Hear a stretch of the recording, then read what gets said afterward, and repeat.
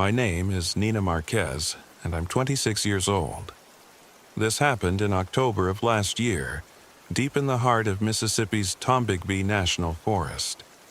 What was supposed to be a peaceful trip to disconnect from the world turned into something I still struggle to understand.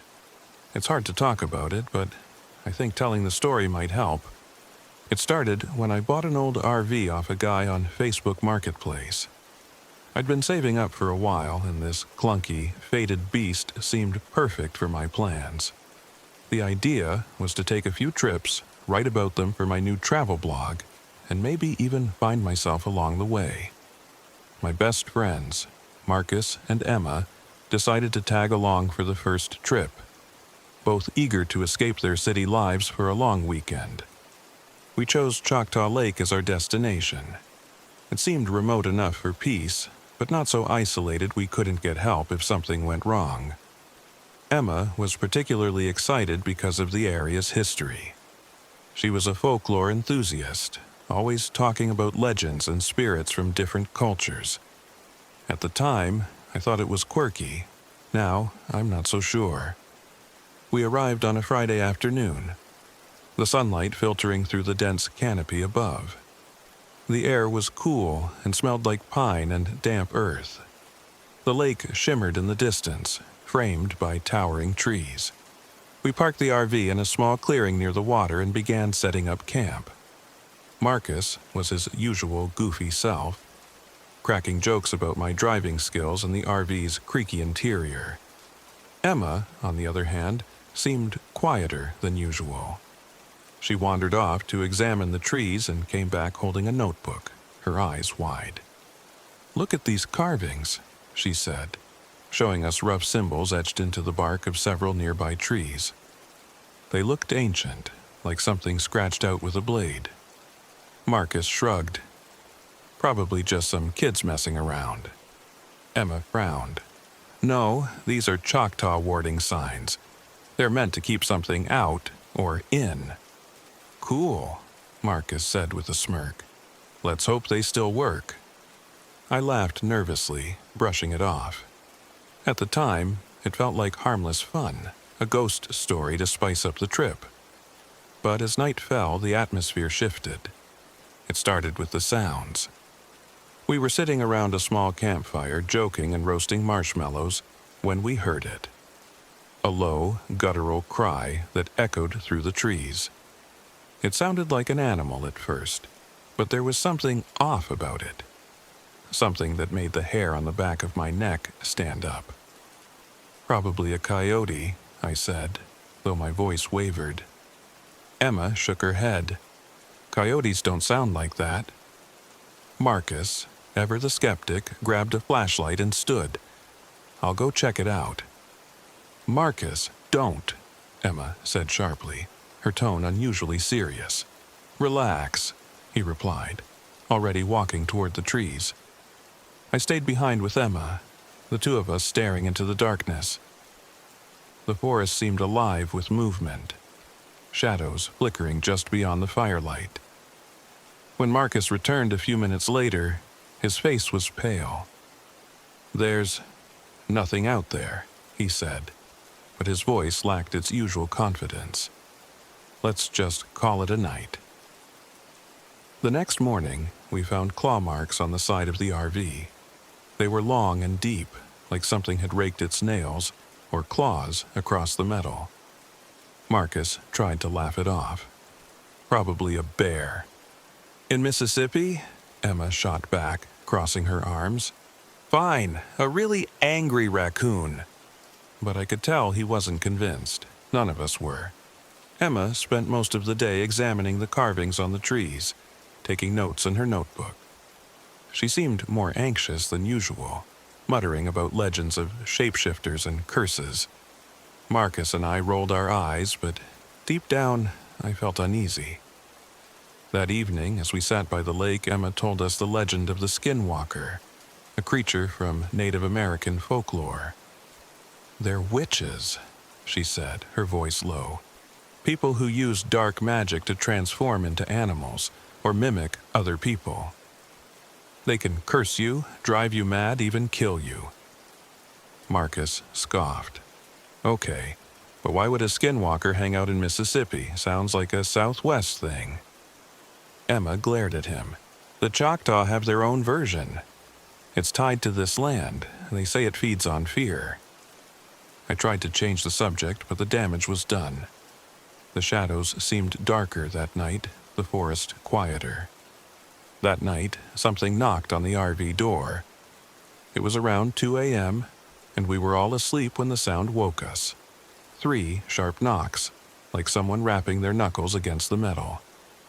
Marcus grabbed a flashlight and opened the door, but there was no one there. Just the cold night air and the faint rustle of leaves.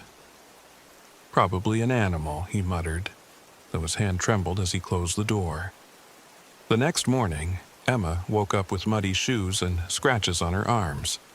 She swore she hadn't left the RV, but her footprints led straight to the edge of the forest. "Something's messing with us," she whispered. Marcus laughed nervously. "Yeah, like you sleepwalking." But Emma wasn't buying it, and neither was I. The final straw came that night. We were sitting around the campfire again when Marcus froze, his eyes fixed on something in the distance. "Nina," he said, his voice shaking. "What are you doing out there?" I frowned. "I'm right here." He pointed, and we all turned to see a figure standing at the edge of the woods. It looked like me, same hair, same clothes, but its movements were jerky, unnatural. Marcus bolted for the RV, and Emma and I followed. Inside, we locked the doors and closed the blinds, but the knocking started again. This time, all around us. Emma clutched her notebook, flipping through pages of symbols. "We need to protect ourselves," she said. Using sticks and ash from the fire, we recreated the warding signs she'd shown us earlier, placing them around the RV. The knocking stopped, but the tension inside was suffocating. Around midnight, the RV started shaking, as if something massive was trying to tip it over. Through the window, I saw the figure again. Only this time, its face was distorted, its eyes glowing. Emma began chanting something under her breath, holding a small artifact she'd brought, a Choctaw heirloom passed down in her family. She threw it into the fire, and the creature let out a blood-curdling scream before vanishing into the woods. We left at dawn, the RV barely holding together as we sped down the dirt road. Marcus was silent, staring straight ahead, while Emma clutched her notebook like a lifeline. Days later, I started hearing whispers, my own voice calling my name. I haven't been back to Choctaw Lake since. I'm not sure I ever will.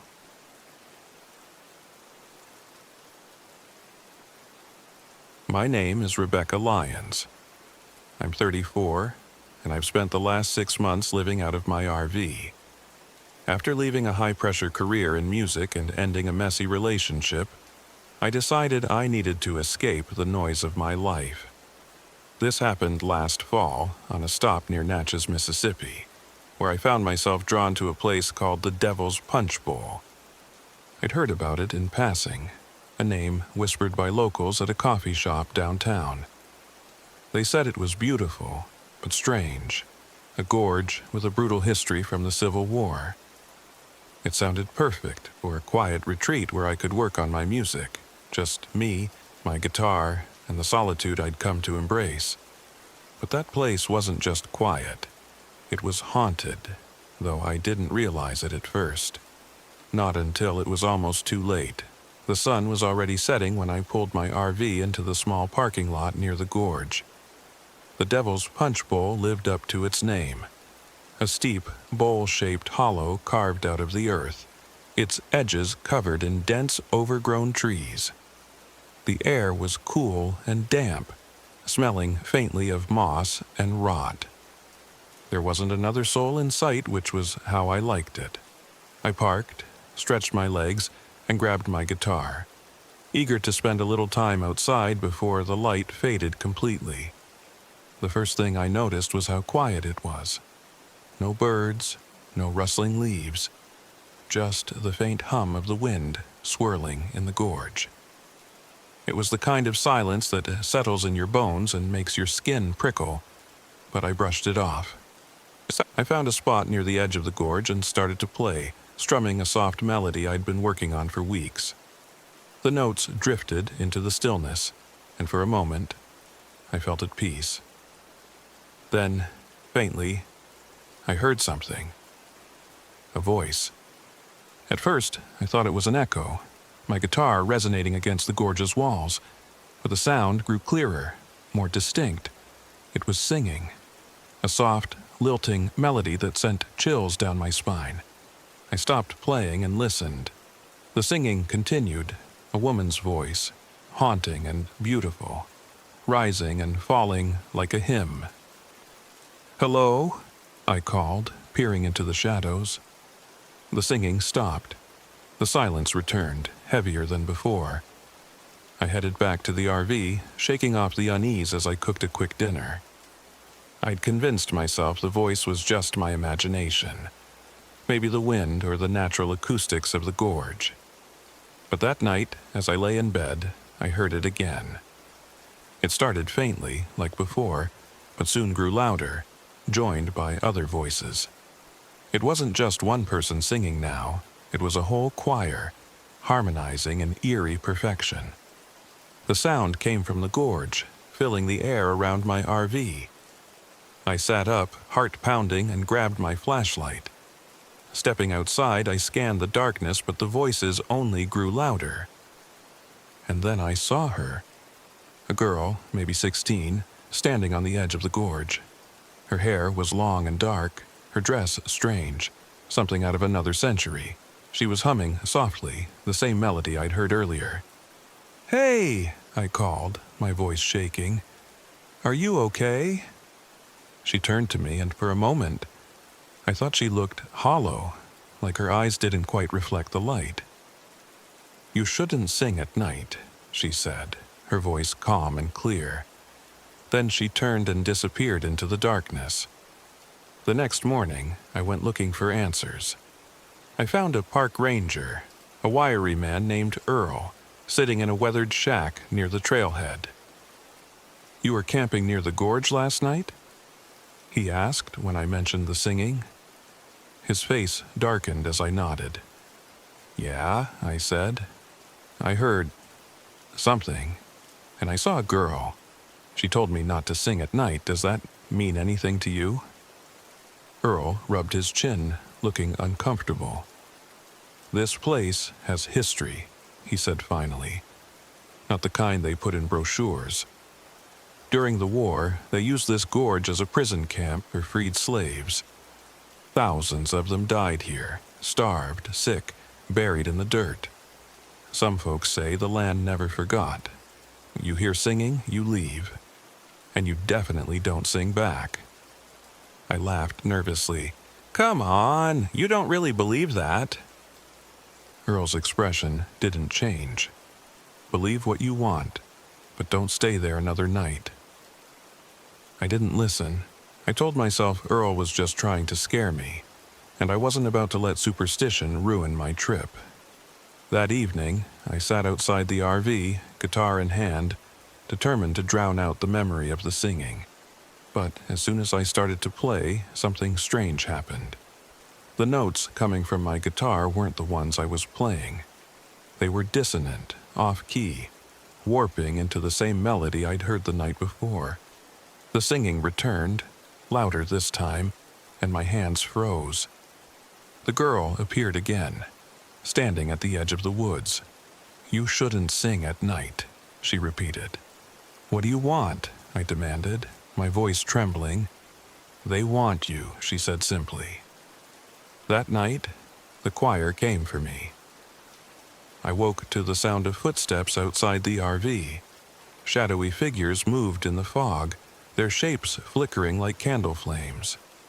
They were people, men, women, children, but their faces were wrong, their eyes hollow and glowing faintly in the darkness.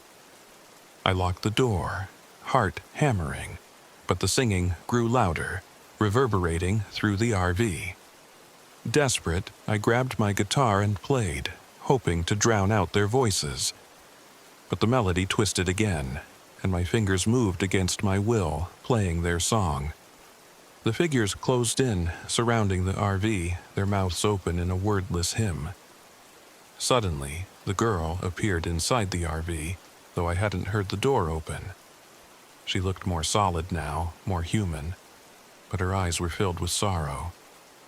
"They're trapped," she said. "They don't mean to hurt you, but the longer you stay, the harder it will be to leave." "What are they?" I whispered. "Souls," she said. "Lost, angry. They want you to join their song because it's the only way they know how to feel alive." "How do I stop them?" "You can't," she said. "But you can leave. Now." I didn't argue. Grabbing my keys, I bolted for the driver's seat. But as I started the engine, the choir's song reached a deafening pitch, shaking the RV. The shadows pressed against the windows, their faces inches from the glass. Panicking, I grabbed my guitar again. This time, I played something different. A song of my own, loud and defiant. The melody fought against theirs, and for a moment, the air seemed to ripple, their forms flickering like smoke. The girl stood in the doorway watching, her expression unreadable. "Keep going," she said softly. "Escape." I don't know how long I played, but eventually the voices faded, and the figures melted into the fog. The girl was gone too, as if she'd never been there. I drove away as the first light of dawn broke through the trees, my hands shaking on the wheel. I haven't played my guitar since that night. I left Natchez and haven't looked back, but sometimes, when I'm alone, I still hear the choir's song, and I'll never forget the girl's final words, whispered just before she disappeared. "Don't sing at night."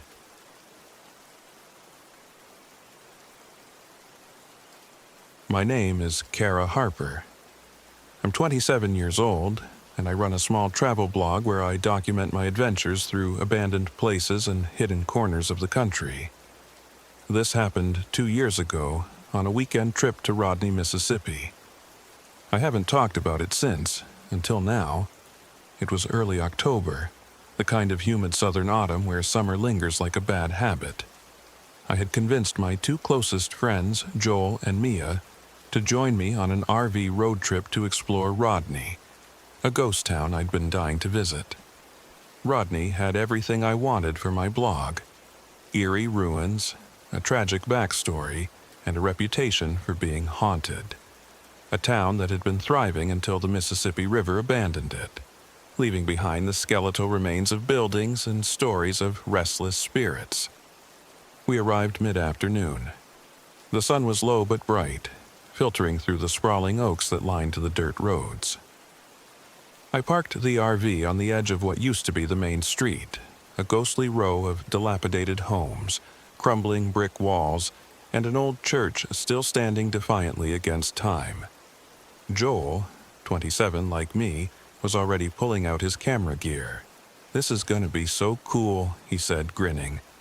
"Think I can get some drone shots?" "If the batteries last," Mia muttered, arms crossed. At 26, she was the baby of the group, but also the most cautious. She'd been against this trip from the start, calling it a bad idea, and claiming places like this held on to their tragedies. "Lighten up, Mia," I said. "It's just history, nothing sinister." She didn't respond, just stared at the abandoned buildings as if expecting someone or something to appear. We started with the church. It had a sagging steeple and shattered stained glass windows that cast fractured light onto the dusty pews inside. Joel filmed everything, cracking jokes about catching a ghost on camera. Mia stayed close to me, flinching at every creak of the floorboards. "Hey, check this out," Joel said, pointing to the back wall. There was graffiti scrawled in red spray paint. "They never leave." "Creepy," I said, snapping a picture for the blog. As we moved on to the old schoolhouse, the air grew heavier. The humidity seemed thicker here, and a strange, sweet smell lingered, like burned sugar. The schoolhouse was little more than a skeleton of brick walls and rusted desks, but I could feel an odd energy in the space. Footprints, Mia whispered, her voice tight. She was right.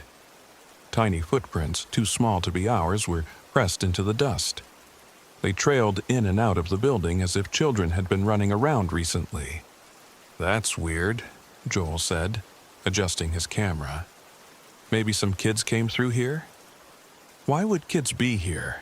Mia shot back, her tone sharp. I brushed it off. Probably just some locals messing around. But then we heard it, the faint sound of children laughing. It came from nowhere and everywhere all at once. "Did you hear that?" Mia's voice was almost a hiss. "Yeah," Joel said, his humor fading. "That didn't sound right."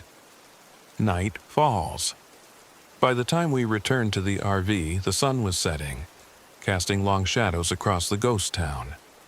The air outside felt cold, unnaturally so, and the generator in the RV sputtered ominously before roaring back to life. "Great," I said, trying to keep the mood light. "Nothing like a little technical drama to keep us on our toes." Mia glared at me. "You think this is funny? Something's wrong here, Kara." That night, the generator failed completely. We sat in darkness, illuminated only by our flashlights and the occasional glow of Joel's camera screen. The air inside the RV felt stifling, heavy with tension. Then the tapping started. It was faint at first, like the patter of rain on the roof, but it wasn't raining. Joel shone his flashlight toward the window, revealing a small handprint smeared across the glass. "Okay, that's not funny," he said, backing away. "Who's out there?" I shouted, opening the door and stepping into the night. The flashlight beam cut through the fog, but there was nothing. No children, no footprints, just silence. That's when Mia screamed. I turned to see her pointing toward the edge of the woods. Figures were moving. Small, quick, darting between the trees. They looked like children, but something about their movements was wrong. Joel grabbed his camera and stumbled outside, trying to film them. "Hey, who are you?" he called out. The laughter came again, louder this time, echoing around us. It wasn't joyful, it was mocking, cruel. "They're not real," Mia whispered, her voice trembling. "They're not alive." Inside the schoolhouse earlier, Mia had found an old, water-damaged journal. She pulled it out now, her hands shaking as she flipped through the pages. "Listen to this," she said, reading aloud. The journal described how, during a plague, the townsfolk had sacrificed children to appease a malevolent spirit they believed was punishing them. They burned the schoolhouse to destroy the evidence, but the spirits of the children remained, trapped in Rodney. "They want us to join them," Mia said, her voice barely a whisper. The tapping returned, louder this time. The voices followed, chanting, "Come play with us." And then the rules were laid out. A child's voice, sweet and clear, said, "Hide and seek. If we find you, you stay forever." Joel laughed nervously. "This is insane." But the game had already begun. The lights in the RV flickered and the door slammed shut. We ran, into the fog, into the ruins, anywhere but there. My heart pounded as I crouched behind a crumbling wall, listening to the giggles growing closer. Joel was the first to crack. I heard him yelling, "I'm right here, come and get me." When I found him, he was standing in the middle of the old schoolhouse, striking a match. His eyes were hollow, his face twisted into something that wasn't his. "Joel, stop!" I shouted. Mia appeared beside me, clutching a handful of salt she'd found in the RV. "The journal said salt can break the connection," she said. We scattered it around the room, and Joel collapsed, gasping for air. The shadow children screamed. their forms flickering like dying flames. The fog lifted as we ran back to the RV. The generator roared to life, and we didn't stop driving until Rodney was miles behind us. But the handprints on the windows never faded. It's been 2 years. Joel and Mia refuse to talk about what happened. My blog has been abandoned. And sometimes, late at night, I still hear the laughter.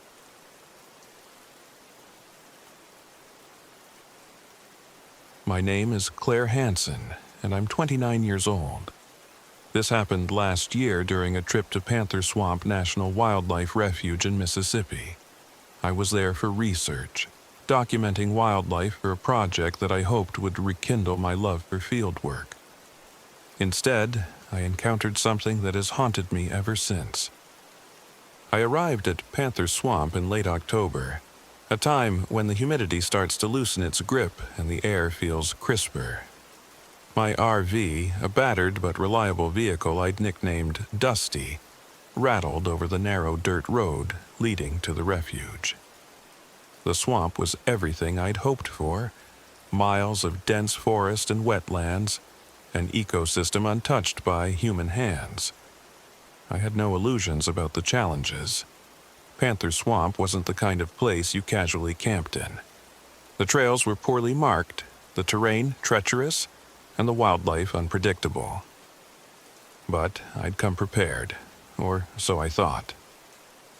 I parked Dusty in a small clearing near the edge of the swamp. The air smelled of damp earth and decaying leaves, a strangely comforting aroma for someone like me who spent most of her life outdoors. My plan was simple: spend a few days photographing wildlife, jotting notes, and enjoying the solitude. The first sign that something wasn't right came in the form of a warning from a bartender in the nearest town. I'd stopped there for lunch before heading into the swamp, and the man behind the bar had leaned in close as I paid my tab. "You be careful out there," he said, his voice low. "People say that swamp's cursed. A witch drowned there centuries ago, and she doesn't take kindly to visitors." I laughed it off, assuming he was trying to spook a tourist. "Thanks for the tip," I said, sliding my cash across the counter. His expression didn't change. "You hear her crying, you get out. Don't look for her, don't follow the sounds." I nodded politely and left, the encounter lingering in my mind longer than I cared to admit. By the time I set up camp, the sun was dipping below the horizon, casting long shadows across the swamp. The chorus of frogs and insects was deafening, a sound I found oddly comforting. I cooked a quick meal on my portable stove, scribbled a few notes in my journal, and climbed into bed. Sometime after midnight, I woke to silence. The swamp symphony had stopped, leaving an oppressive stillness that pressed against my ears. Then I heard it, a faint, muffled sobbing. It sounded like a woman, her cries rising and falling with the wind. I sat up, my heart pounding. "Hello?" I called, my voice barely above a whisper. The crying stopped. I told myself it was nothing, just the wind or a trick of my groggy mind. But as I lay back down, I couldn't shake the feeling that I wasn't alone. Determined to shake off the unease, I spent the next day exploring. The swamp was breathtaking in its desolation. Gnarled cypress trees rising from murky water, their roots forming strange, twisted shapes. Birds I'd never seen before flitted through the canopy, their calls echoing through the still air. I was photographing a particularly vibrant heron when I saw the first talisman. It dangled from a low branch, a crude object made of bones and twine. The bones were small, animal-like, and arranged in a vaguely human shape. Beneath it lay a circle of withered flowers, their petals brown and brittle. I took a few photos and moved on, telling myself it was some sort of ritualistic art.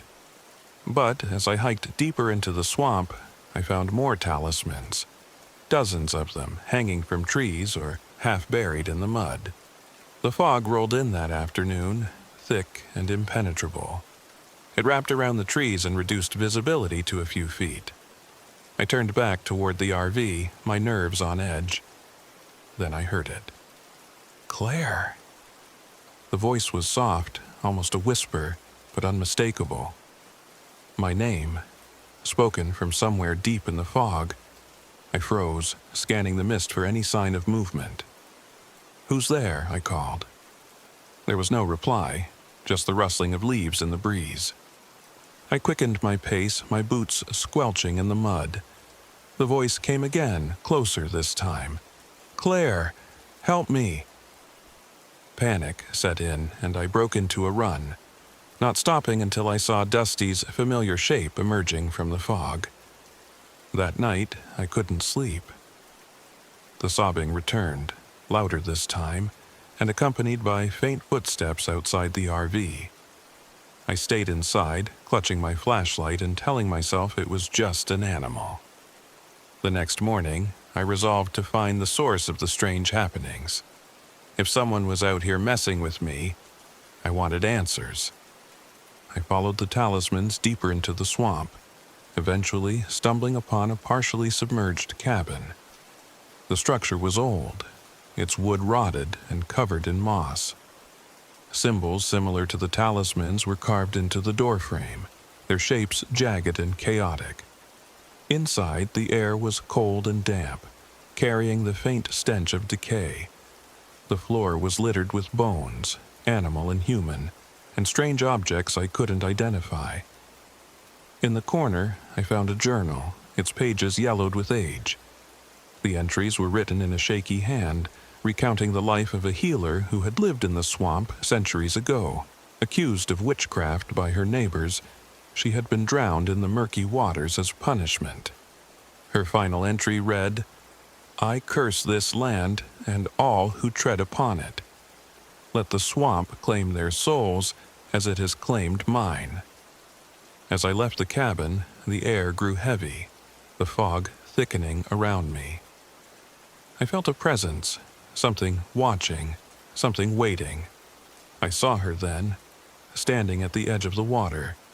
She was tall and gaunt, her hair matted and dripping with swamp water.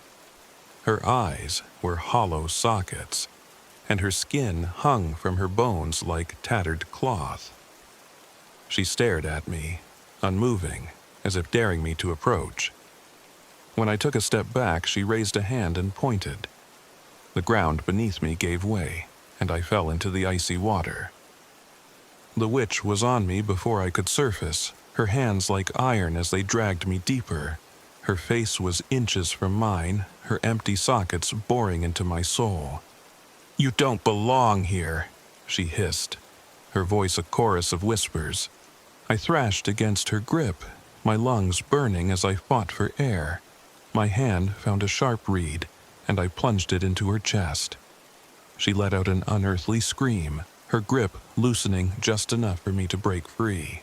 I swam to the surface, gasping for air, and scrambled onto the muddy bank.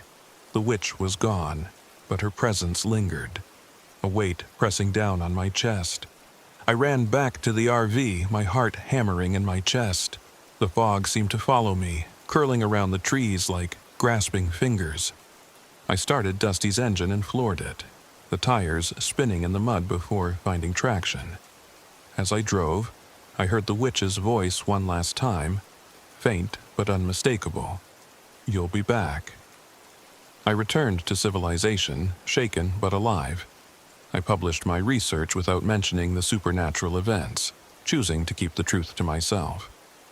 But the swamp hasn't let me go. Weeks later, I found one of the bone talismans hanging on Dusty's door handle. And sometimes, in the dead of night, I hear the witch's voice, calling me back to Panther Swamp.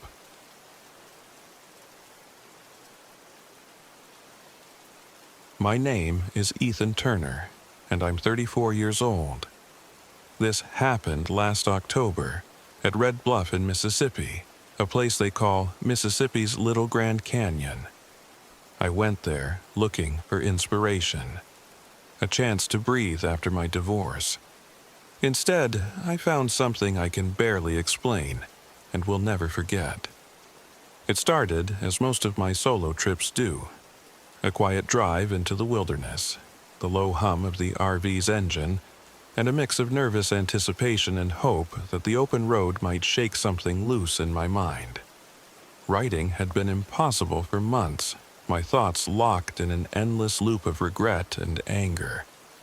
When I read about Red Bluff online, its eroding cliffs and vast, desolate beauty felt like a perfect metaphor for my life. Unstable, but oddly beautiful. I parked the RV just off the edge of an abandoned road, close to a viewpoint that overlooked the canyon.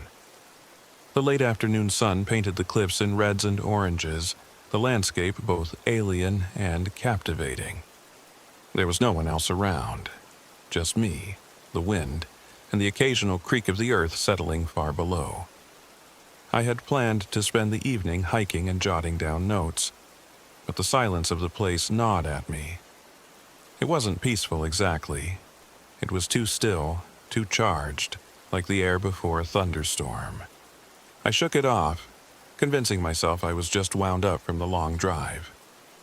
I was unpacking my gear when I noticed him.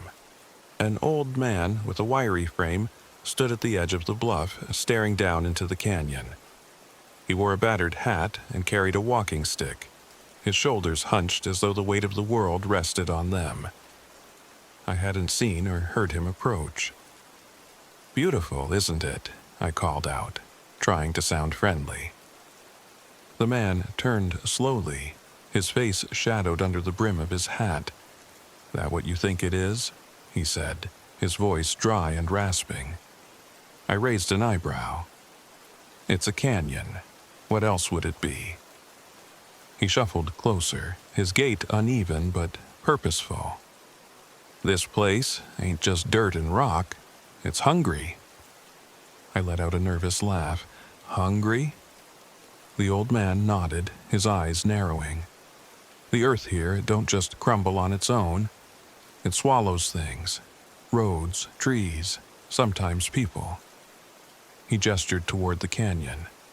"You'll hear it if you stay long enough. The screams." I wanted to brush him off as a local eccentric, but something about his tone unsettled me. Still, I wasn't about to let an old man scare me off. "I'll keep that in mind," I said, turning back to my gear. He didn't leave right away. "You should," he muttered, then walked away, disappearing into the shadows of the trees. As the sun set, I set up my campfire and tried to settle in. I told myself Caleb was just trying to mess with me, but his words lingered. The canyon loomed in the darkness, its edges jagged and foreboding. Around midnight, I woke to a sound, a faint, high-pitched wail that seemed to rise and fall with the wind. I sat up, straining to hear. It could have been an animal, I thought, but it didn't sound natural. It was too human, too full of pain. I grabbed a flashlight and stepped outside the RV. The air was cold and still, the fire reduced to glowing embers. The sound came again, this time clearer, a scream echoing from the depths of the canyon. Every instinct told me to stay put, but my curiosity got the better of me. I crept toward the edge, the beam of my flashlight cutting through the darkness. As I peered over, the scream faded, replaced by a whisper, a voice that sounded eerily familiar. "Ethan!" it called, soft and insistent. I stumbled back, my heart racing. There was no one there. The next morning, I decided to explore the area, hoping daylight would make me feel less uneasy. I hiked along the edge of the canyon, careful to avoid the crumbling sections of ground. That's when I found the carvings. They were etched into a series of boulders near a narrow ledge, crude symbols that looked ancient. Circles, lines, and jagged shapes formed patterns that made my skin crawl. I couldn't tell if they were Native American or something else entirely, but they felt significant, like a warning. I took a few photos and continued my hike, trying to ignore the growing sense that I was being watched. The landscape felt alive, the cliffs seeming to shift and breathe beneath my feet. Caleb found me again that afternoon, sitting by the RV and staring at the symbols on my camera. "You should have left by now," he said, his tone sharp. I looked up, startled. "How do you keep sneaking up on me?" He ignored my question. "Those carvings you found, those ain't just decorations, they're bindings, meant to keep the dead quiet, and you've gone and stirred them up." I frowned. "The dead? You mean the miners?" Caleb nodded. "This land's cursed, boy. Back in the 1800s, they dug too deep, ignored the warnings. The earth collapsed, swallowed the whole operation. Dozens of men died, and their screams still echo through the canyon." "That's just a legend," I said, though my voice lacked conviction. "Believe what you want," Caleb replied, his eyes cold. "But don't say I didn't warn you." That night, the voices returned, louder and more distinct. They weren't just screams anymore. They were conversations, arguments, laughter. It was as if a crowd had gathered outside the RV, but when I looked, there was nothing there. Then the RV started shaking.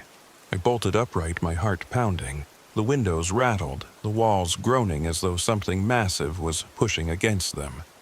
I grabbed my flashlight and swung the door open, shining it into the night. The ground beneath the RV seemed to ripple, the edges of the canyon trembling. And then I saw them. Glowing figures moving along the canyon floor. They were faint, like reflections on water, but unmistakably human. Miners with pickaxes, settlers in wide-brimmed hats, women clutching children. They moved in an endless loop, their faces twisted in anguish. "Leave us," a voice screamed, loud and clear, and the RV shook harder.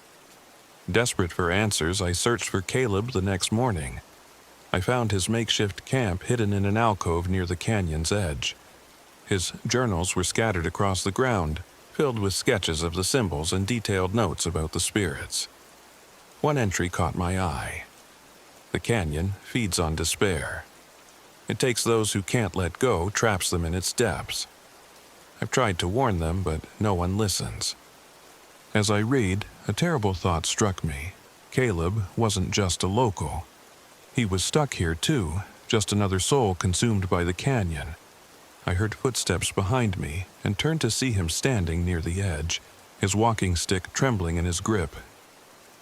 "It's too late for me," he said, his voice hollow, "but you can still leave." Before I could respond, he stepped forward and disappeared into the abyss. That night, the spirits came for me. The voices surrounded the RV, calling my name, mimicking the voices of people I loved, my ex-wife, my father, even my own voice. They urged me to step outside, to follow them to the edge. The ground trembled violently, and I knew I couldn't stay. I started the RV, the engine sputtering to life, and floored it down the narrow road. Behind me, the canyon groaned and cracked, sections of earth collapsing as the voices screamed in rage. I made it back to civilization, but something followed me. In quiet moments, I still hear the whispers, faint but insistent. The canyon doesn't let go easily.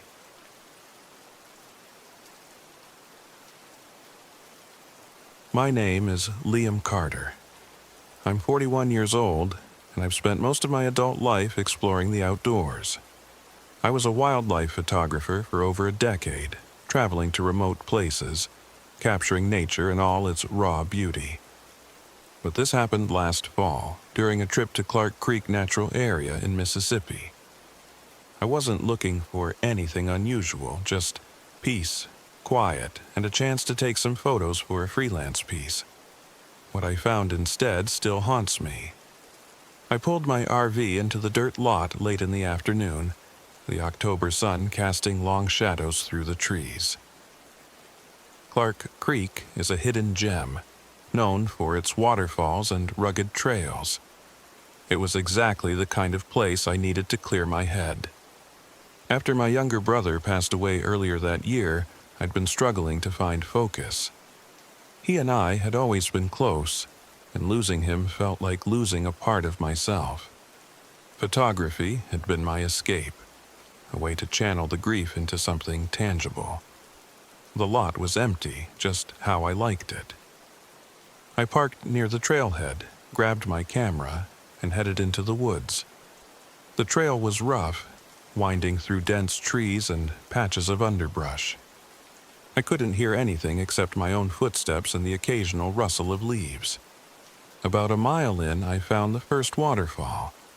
It wasn't huge, but the way the sunlight filtered through the trees and reflected off the water was stunning. I set up my camera, framing the shot perfectly, when I noticed something strange. The forest was silent. No birds, no insects, nothing. It was the kind of silence that makes you feel like you're being watched. I brushed it off and kept shooting. On my way back to the RV, I noticed footprints on the trail. They were large, almost humanoid, but stretched unnaturally long, as if whoever, or whatever, had made them, wasn't walking properly. They trailed off into the woods, disappearing into the shadows. "Must be a prank," I muttered, but a shiver ran down my spine. That night, the silence followed me back to camp. I sat outside the RV, cooking dinner on my portable stove, but I couldn't shake the feeling that something was out there, watching. I told myself it was just grief playing tricks on me. Grief has a way of twisting the ordinary into something sinister. But then I saw it, a shadow moving between the trees. It was tall, impossibly so, and its movements were jerky, unnatural. My first thought was that it was a person, maybe a hiker, but something about the way it moved didn't seem human. I grabbed my flashlight and scanned the area. Nothing. The next morning, I met her. I was halfway up a trail, taking photos of the forest, when I saw a woman standing by one of the waterfalls. She was about my age, with a weathered face and sharp eyes that seemed to take in everything around her. "You're not from around here," she said, more a statement than a question. "Just passing through," I replied. "I'm a photographer." She nodded, but her expression darkened. "You camping alone?" "Yeah, why?" She hesitated, then said, "People go missing here. They don't always come back." I laughed nervously. "Is that your way of saying the trails are dangerous?" "No," she said flatly. "It's not the trails, it's them, the hollow ones." She pointed toward the woods, her hand trembling slightly. "They're spirits, or something worse. They look like us, but they're not. Don't follow them, don't listen to them, and whatever you do, don't stay after dark." Before I could ask her anything else, she turned and walked away, disappearing into the trees. That evening, I stayed out longer than I should have, trying to catch the golden hour light through the trees. By the time I headed back to the RV, the sun had dipped below the horizon, and the woods were draped in shadows. As I walked, I felt it again, that sensation of being watched. The hair on the back of my neck stood up, and my footsteps quickened. Then I saw it. Standing just off the trail was a figure, tall, gaunt, with hollow eyes that seemed to drink in the light. Its face was pale, its features barely human, and its body seemed to flicker like a candle flame. I froze. My first instinct was to run, but my legs wouldn't move. It tilted its head as if studying me, then took a step forward. Its movements were wrong, jagged, as if it didn't quite understand how to walk. My breath caught in my throat. I stumbled backward, fumbling for my flashlight, and when I shone it at the figure, it vanished. The voices begin. Back at the RV, I locked the doors and sat in the driver's seat, trying to calm down. I told myself it was a trick of the light, a shadow cast by the trees. But then I heard it, a voice, faint and distant, calling my name. Liam? It was my brother's voice. My chest tightened. I knew it couldn't be real, but the sound was so clear, so convincing. It came from the woods, just beyond the RV. Liam, help me. Against every instinct, I opened the door and stepped outside. The voice was louder now, urgent, pleading. Liam! I took a step toward the woods, then stopped. The woman's warning echoed in my head. Don't follow them. I turned and ran back to the RV, slamming the door behind me. The voice faded, but the feeling of being watched lingered. That night, I barely slept. Every time I closed my eyes, I saw the hollow man's face, its empty eyes burning into mine.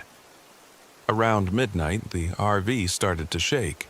At first, I thought it was the wind, but then I heard footsteps circling the vehicle. I peered out the window and saw shadows moving in the darkness.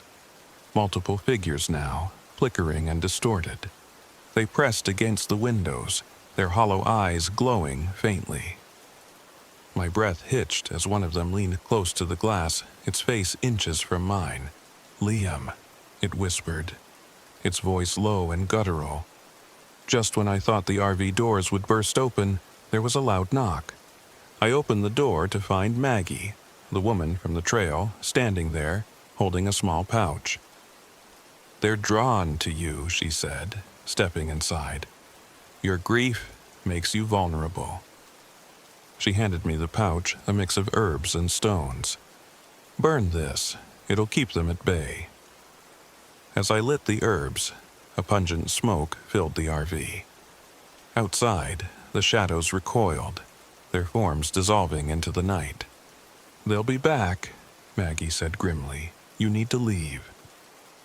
Maggie stayed until dawn, but just before the sun rose, she told me she had to go. If you hear them again, don't listen. Don't look, just drive. I nodded, gripping the talisman tightly. As she stepped outside, the shadows returned, surrounding her. She screamed, her voice cutting through the forest, but I didn't leave the RV. When the noise stopped, I opened the door. Maggie was gone, and the pouch lay at my feet, soaked in blood. As soon as the sun rose, I started the engine and drove away. I never looked back. But even now, months later, I still feel them watching. And sometimes, when I'm alone, I hear my brother's voice. Liam. This suspenseful tale weaves Liam's grief with the eerie legend of the Hollow Ones, culminating in a harrowing encounter that leaves the protagonist changed forever.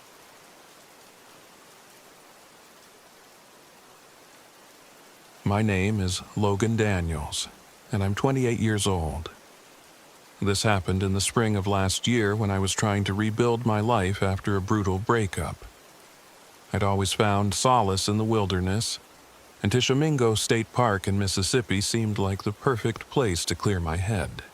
It was supposed to be a weekend of peace, solitude, and photography. Instead, it turned into the most terrifying experience of my life, one that still haunts me. I arrived at the park just before noon. The sun was high, glinting off the tops of ancient pines that swayed gently in the breeze. I'd read about Tishamingo's rugged beauty, the rock outcroppings, the history, the serene hiking trails. What no travel guide had prepared me for were the whispers of unease that would follow me as I ventured deeper into the woods. After picking up a permit from the park office, I met Derek, a weathered-looking park ranger. He was friendly enough, though there was something about the way he looked at me, like he pitied me. You camping alone? He asked, leaning casually against the counter. Yeah, I replied, slinging my camera bag over my shoulder. I figured it'd be a good way to unwind. He hesitated before nodding. Just be careful out there. Stick to the marked trails, and maybe don't wander too far past the East Ridge. That area, it has a reputation. A reputation for what? I asked, trying not to smirk. Strange things, he said simply. You'll hear stories if you're around long enough." I shrugged off his warning, chalking it up to local superstition, and made my way into the park. My gear felt heavy on my back, but my spirits were high. The solitude was intoxicating, a welcome change from the noise and chaos of my everyday life. I found a spot to set up camp just past a narrow creek. It was off the beaten path, but close enough to a hiking trail that I wouldn't feel completely cut off. The trees stood tall and ancient around me, their branches arching over the clearing like a protective canopy. I could already picture the photos I'd capture here.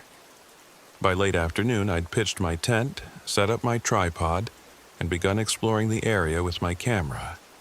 The light filtering through the trees was perfect, casting long, golden shadows across the forest floor.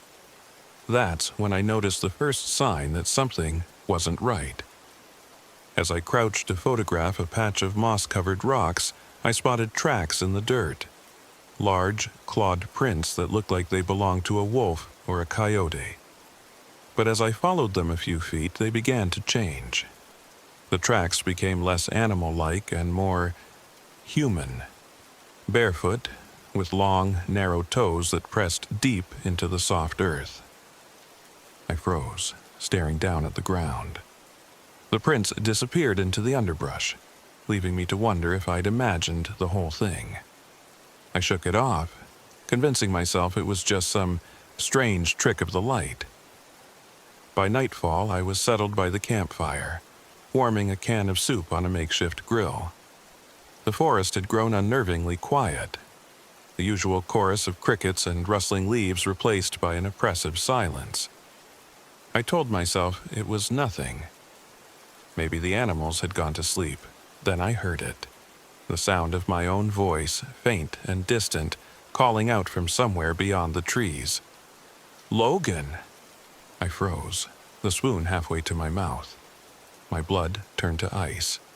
It was my voice, no question about it. But I hadn't said a word. "Hello?" I called out, my voice trembling. The forest didn't answer. I sat there, staring into the darkness, my heart pounding so hard I thought it might burst. Finally, I convinced myself it was just the wind, or maybe some weird echo. Still, I couldn't shake the feeling that I was being watched. That night, as I lay in my tent, the whispers began. At first, I thought it was the wind brushing through the trees. But as I strained to listen, I realized the sounds were words. Low, guttural, and unintelligible, like a language I couldn't understand. I bolted upright, clutching the knife I kept by my sleeping bag.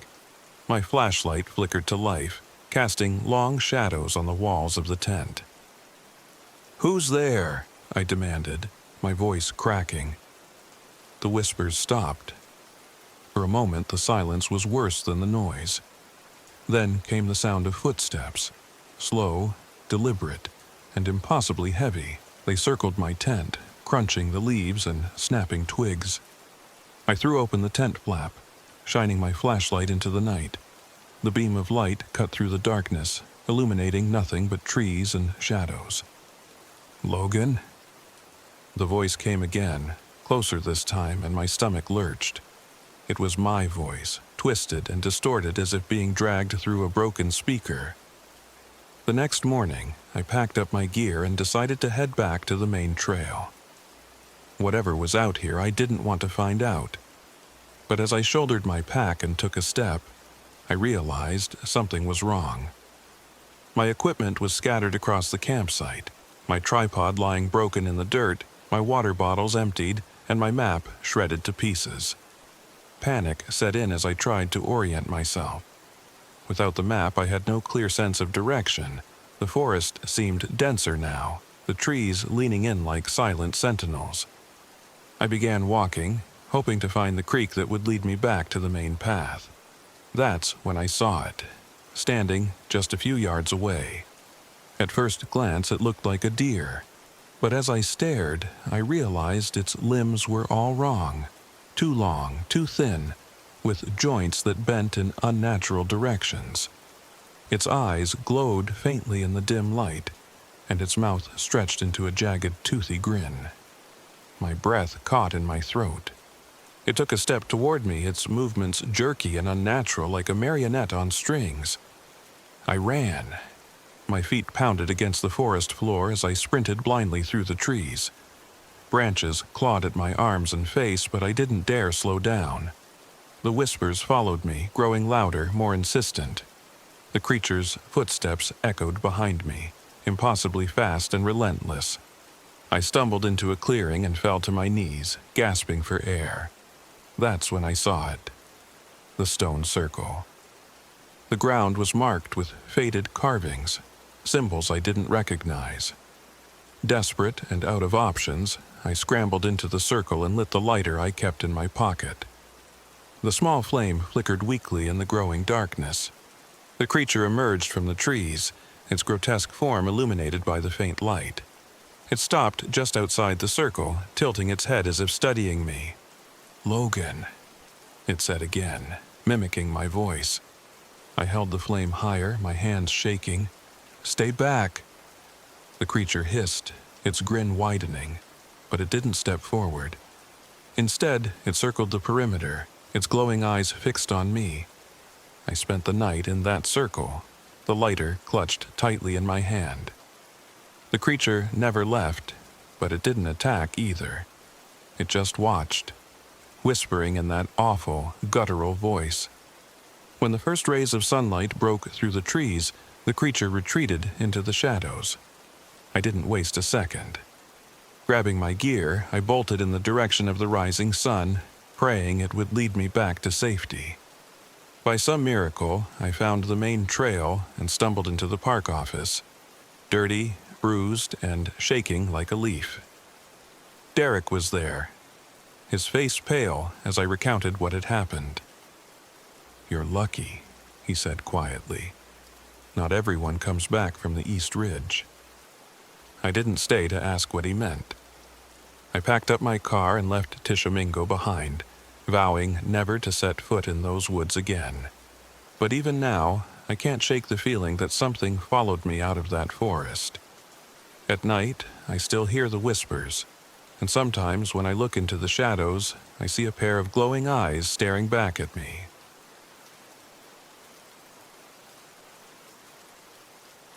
My name is Rebecca Hall, and I'm 32 years old.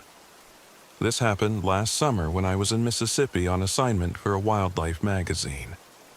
I'm a photographer, and I've spent years traveling alone to capture nature's beauty, often in remote places. I've camped in deserts, forests, and mountains, but nothing prepared me for what I encountered in Holly Springs National Forest. I still can't explain what happened, and I'm not sure I want to. The trip started like any other. The magazine wanted a spread on rare birds native to the southeast, and Holly Springs seemed like the perfect location. I arrived at a nearby diner the afternoon I got into town looking to grab a bite before heading into the forest. That's where I met Danny Rhodes, a local historian who was more than happy to chat while I waited for my food. "You camping out there alone?" he asked, glancing at my camera bag. He was a stout man in his mid-50s, with a kind face but an intense gaze. "Yeah, it's kind of my thing," I replied, smiling. "It's quieter that way, and I can focus on my shots." Danny nodded slowly, but his expression darkened. "Just don't go too deep into the forest, especially if you come across a big oak tree with a rope scar on it." "A rope scar?" I raised an eyebrow. He leaned forward, his voice dropping. "It's not a place for the living. Bad things happen there, and some folks say the tree remembers." I chuckled nervously, unsure if he was joking. "Well, I'll keep an eye out, but I'm here for birds, not ghost stories." He didn't laugh. "Be careful, miss.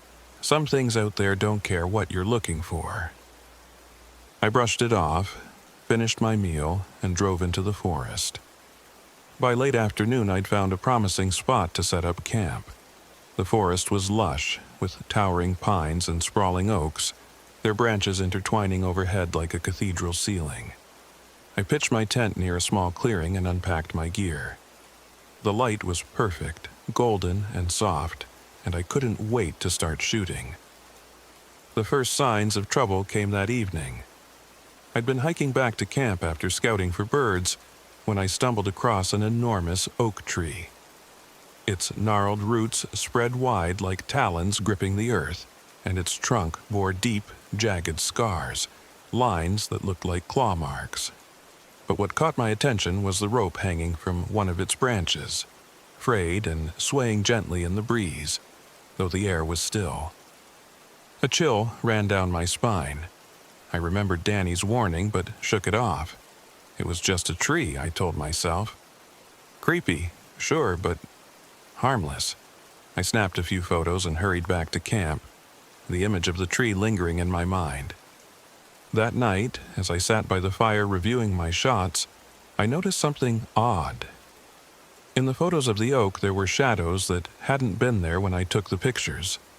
Vague, human-like shapes, almost translucent, clustered around the tree's base. My stomach tightened. I told myself it was just a trick of the light or an issue with the lens, but the unease lingered. Then I heard it. A faint creaking sound, like a rope swaying in the wind. It came from the direction of the tree. My fire crackled loudly, startling me, and I realized I'd been holding my breath. I glanced around the dark forest, every rustling leaf suddenly amplified. "It's nothing," I muttered, trying to calm myself, "just the wind." But the night was eerily calm.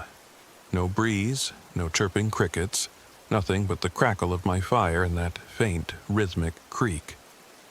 I retreated to my tent, but sleep didn't come easy.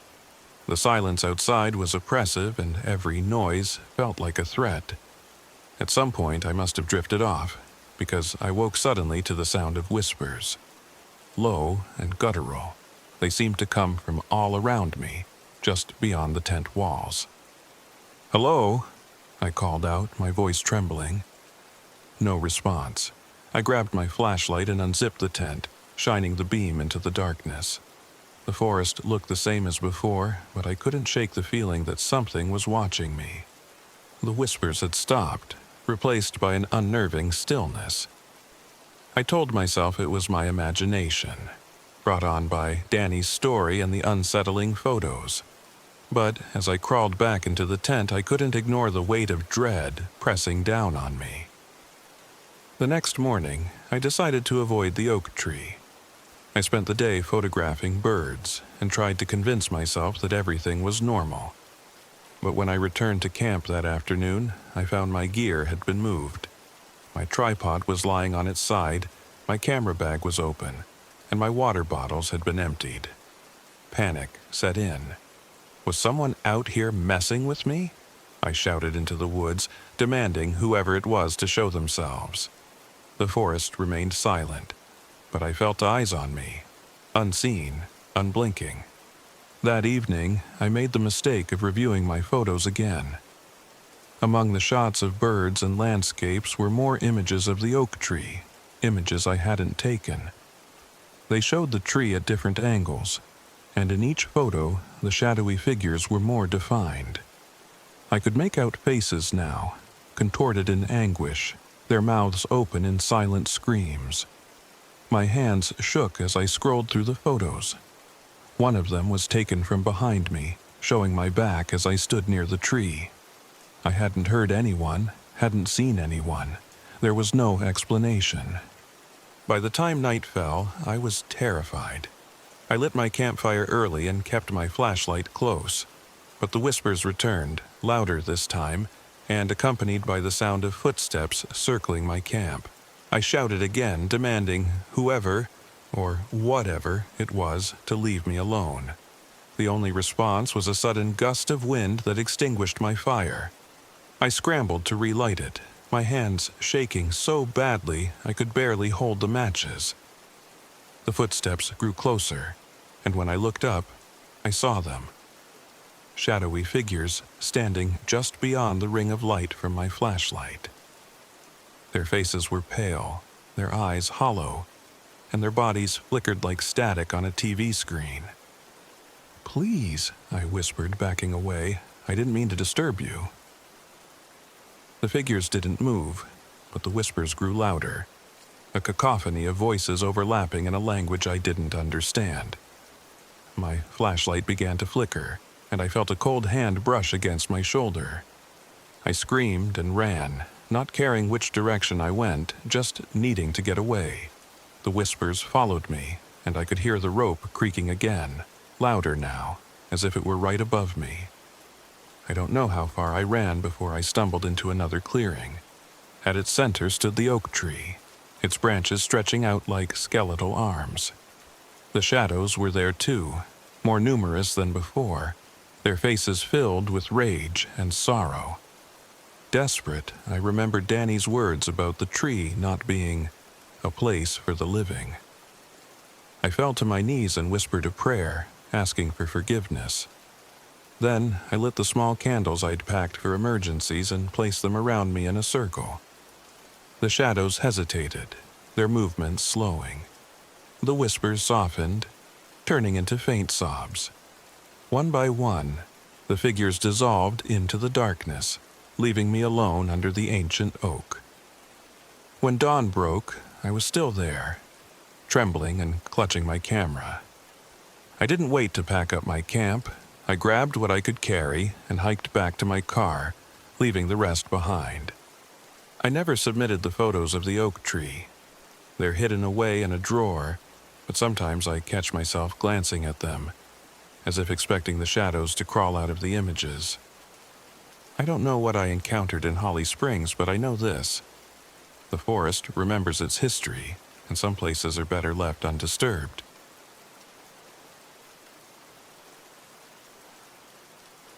My name is Max Bennett, and I'm 34 years old.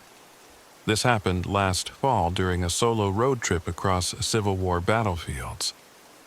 I've always been obsessed with history, and my dream was to create a documentary about the untold stories of the war.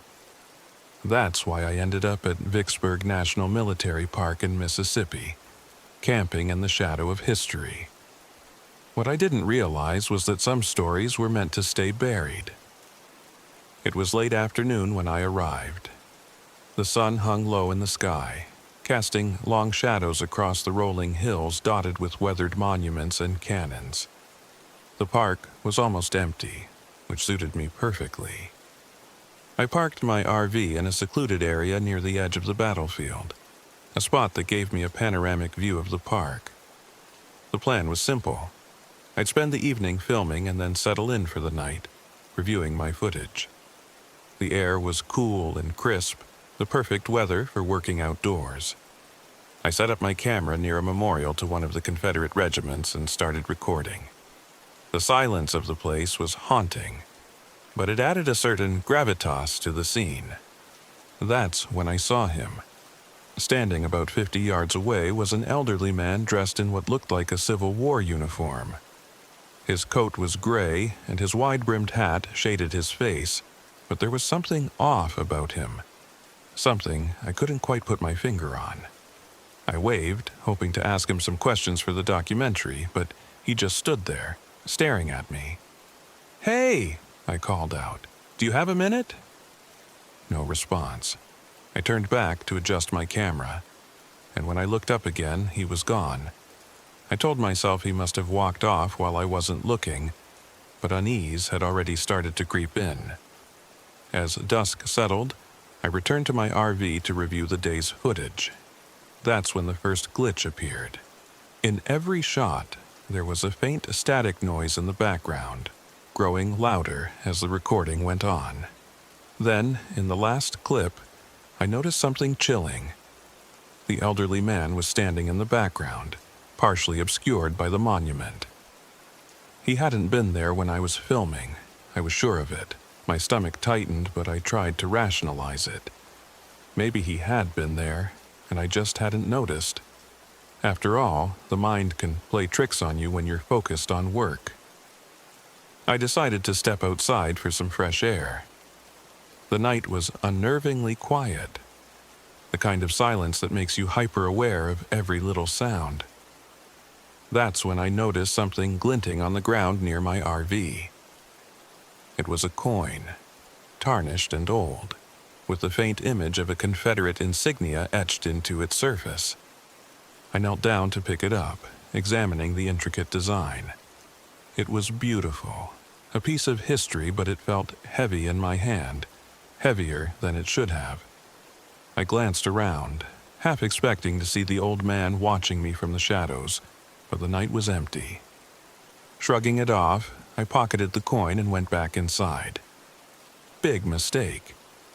I woke in the middle of the night to a strange sound, whispers, low and guttural, like a chorus of voices speaking just beyond the walls of the RV.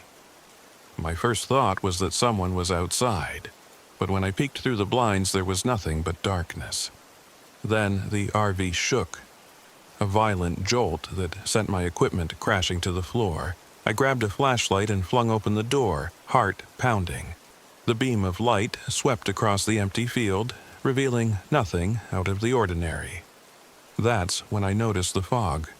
It was rolling in fast, thick and heavy, blanketing the landscape until I could barely see 10 feet in front of me. The whispers grew louder, swirling around me like a taunting wind. I slammed the door shut and locked it, my breath coming in shallow gasps. The next morning, I tried to convince myself it was just a bad dream. But the fog hadn't lifted, and the coin was now sitting on the RV's countertop. I was sure I'd left it in my bag.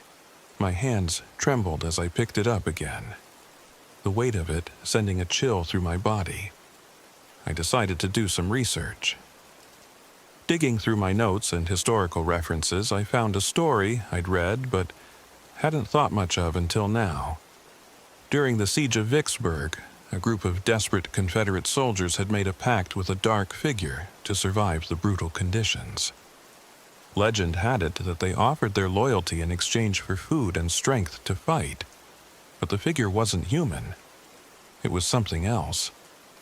The coin, I realized, wasn't just a relic. It was an offering, a token of that cursed pact. That evening, the elderly man returned. I spotted him standing just outside the fog's edge, his shadow elongated and distorted. This time, he spoke. "You're trespassing on sacred ground," he said, his voice deep and resonant, like an echo from a cave.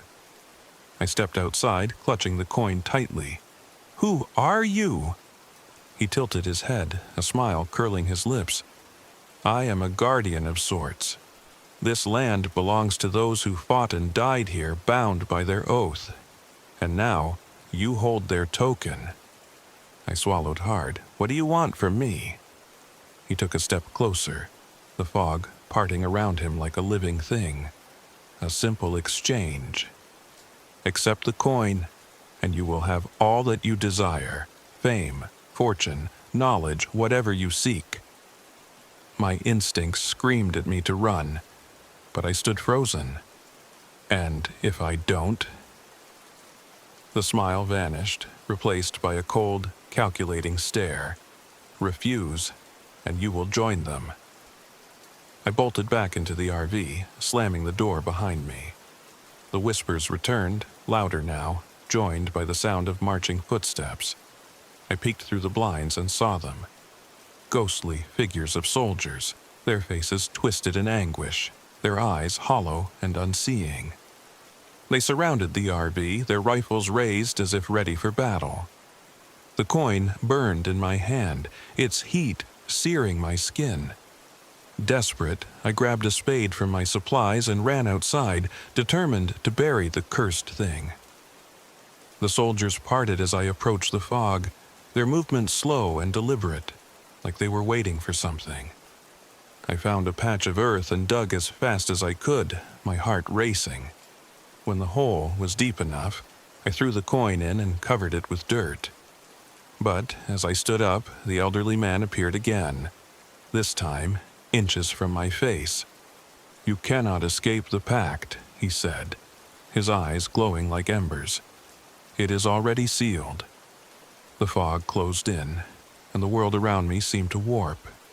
I was no longer standing in the modern-day battlefield, but in the midst of a spectral war zone. Cannons roared, soldiers screamed, and the air was thick with the stench of blood and gunpowder.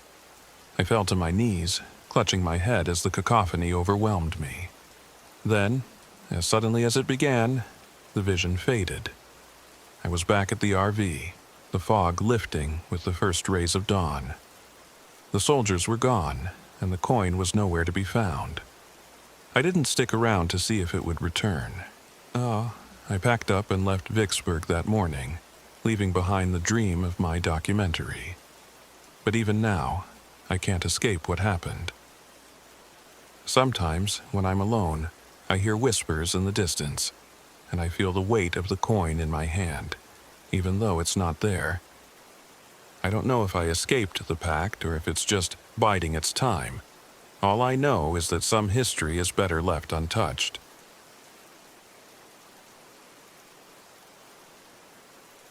My name is Jamie Daniels. I'm 31 years old, and I'm a nurse.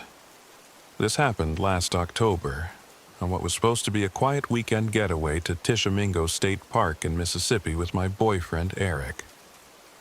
If I had known what was waiting for us out there, I would have turned the RV around the second we arrived. But hindsight doesn't help when something is already watching you. Eric and I were struggling. I'd always been the practical one, making lists, managing schedules, keeping us grounded. Eric, on the other hand, lived for spontaneity. He called it being adventurous. I called it irresponsible. When he suggested a camping trip to reconnect, I agreed, but only because I thought getting away might help us sort things out. The drive to Tishamingo was uneventful, though I noticed Eric seemed unusually nervous. He was unusually quiet, tapping his fingers on the wheel as we drove. "You okay?" I asked. "Yeah," he said too quickly, "just excited. This place is supposed to be amazing. You'll love it." When we pulled into the campsite, I knew immediately something was off. For one, it was too quiet. We'd deliberately picked an isolated spot at the edge of the forest, but even so, I expected to hear birds or insects. Instead, the silence hung heavy, like the woods themselves were holding their breath. The RV didn't help my mood. Eric had assured me everything was ready, but as I started unpacking, I realized he'd forgotten half the supplies. The water tank was nearly empty. The generator kept stuttering, and when I tried to light the stove, nothing happened. I shot him a look as he unpacked his fishing gear. "You said you checked everything," I said. "I did," he protested. "It must have, I don't know, maybe it's the elevation or something." He was trying to make light of it, but I could see the guilt in his eyes. I sighed and grabbed some wood to start a fire. If he wanted to salvage this weekend, he'd need to try harder. That night, things began to go wrong. We were sitting by the campfire eating undercooked hot dogs because the stove still refused to cooperate. Eric was telling some story about his college days when I heard it. A low, distant howl echoing through the trees. I froze, my half-eaten hot dog hovering in the air. "Did you hear that?" I asked. "What?" Eric looked up. The howl came again, louder this time. It wasn't a coyote. There was something too human about the tone, like someone trying to imitate an animal but failing. "Probably just some wildlife," Eric said. "We're in the woods, remember?" I nodded, but I couldn't shake the feeling that something was wrong. The howl wasn't just noise. It felt intentional, like it was meant to draw attention. Later, as I was gathering wood for the fire, I heard Eric call my name from the direction of the woods. "Jamie!" His voice sounded strange, off-pitch, like he had a cold. "I'm right here," I called back, looking around. "Jamie," he repeated, the voice closer now, but still wrong.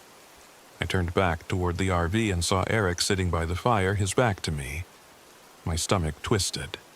"Eric?" I said, my voice shaking. "What?" he said without looking up. I dropped the wood and ran back to the fire. "Were you just in the woods?" He frowned. "No. Why?" I didn't answer. My hands were shaking as I stoked the fire, and Eric didn't push. He was good at pretending not to notice when I was scared, which I appreciated most of the time. The next morning, things got stranger. I found tracks around the campsite. They weren't like anything I'd ever seen before. Elongated, clawed, and deep enough to suggest something heavy had passed through. They circled the RV, coming dangerously close to the fire pit before veering off into the woods. "Maybe it was a bear," Eric said when I showed him. "In Mississippi?" I shot back. "Well, what else could it be?" he asked, clearly grasping at straws. "I don't know," I admitted. "But whatever it is, it's not normal." That night, the tension between us boiled over. I was exhausted, frustrated by his dismissiveness and the fact that I felt like I was carrying the whole trip. "Do you ever think ahead?" I snapped as I tried to get the generator working. "Do you ever stop nagging?" he shot back. We argued for a solid hour before I stormed off to the RV to sleep. Eric stayed by the fire nursing a beer and muttering to himself. I told myself I didn't care, but deep down, I hated the way we were falling apart. I woke up to silence. The generator had finally given up, plunging the RV into darkness. Outside, the fire had gone out, leaving the campsite eerily still. I called Eric's name, but there was no response. Heart pounding, I grabbed a flashlight and stepped outside. The cold hit me immediately, sharp and biting, but I barely noticed. Eric's chair was empty, his beer tipped over in the dirt. "Eric?" I called again, louder this time. The beam of my flashlight swept across the trees, catching movement just beyond the edge of the woods. At first, I thought it was him, but as I got closer, I realized it wasn't. It was me. My own face stared back at me from the shadows, pale and twisted into an unnatural grin. My flashlight flickered, and when the light came back, the figure was gone. I found Eric a few minutes later, crouched in a clearing about 50 yards from the campsite. His arm was bleeding and his face was pale. "What happened?" I demanded, helping him to his feet. "Something attacked me," he whispered, his voice shaking. "It looked like you, Jamie. It looked exactly like you." I didn't tell him what I'd just seen. There was no point. Back at the RV, we barricaded ourselves inside, using what little furniture we had to block the door. Eric's injury wasn't serious, but the psychological damage was clear. He kept glancing at me like he wasn't sure I was real. "Do you think it's gone?" he asked after an hour of silence. "No," I said honestly. The air inside the RV felt thick, oppressive, like the thing outside was still watching us. I kept hearing faint scratches at the windows, but every time I looked, there was nothing there. As the night dragged on, we tried to piece together what was happening. I remembered stories I'd heard about skinwalkers, shapeshifters from Navajo legend that mimicked voices and faces to lure their prey. It didn't make sense for one to be here, but then again, nothing about this trip made sense. "We have to leave," Eric said. "And go where?" I countered. "That thing is out there, and the RV's generator is dead. We'll be sitting ducks." He didn't have an answer, but I could see the fear in his eyes. For the first time, I realized he was as out of his depth as I was. The final confrontation came just before dawn. We were sitting in the RV, watching the windows, when the scratching started again. This time, it was louder, more insistent. Eric grabbed a flare gun from the emergency kit and aimed it at the door. "Don't shoot unless you have to," I warned. The door creaked open, and the thing stepped inside. It looked like Eric. Same face, same clothes, but its movements were jerky, unnatural, like a puppet on invisible strings. "Jamie," it said in Eric's voice, though the tone was distorted. "Help me." Eric fired the flare. The thing screamed, a sound so inhuman it made my ears ring, and stumbled backward. I didn't wait to see if it would recover. I grabbed Eric's arm and hauled him toward the driver's seat. The RV roared to life, and we sped out of the campsite, leaving the fire and the thing behind. I didn't look back, but I could feel it watching us, its presence lingering like a stain on the air. When we reached the highway, Eric finally spoke. "What the hell was that?" "I don't know," I admitted. "And I don't want to know." We didn't talk much on the way home. The trip had changed something between us, but not in the way I'd hoped. We weren't closer, we were just quieter, haunted. I haven't been back to Tishamingo since, and I don't plan to. But sometimes, late at night, I hear that howl again, echoing in the back of my mind. And I wonder if it ever really let us go.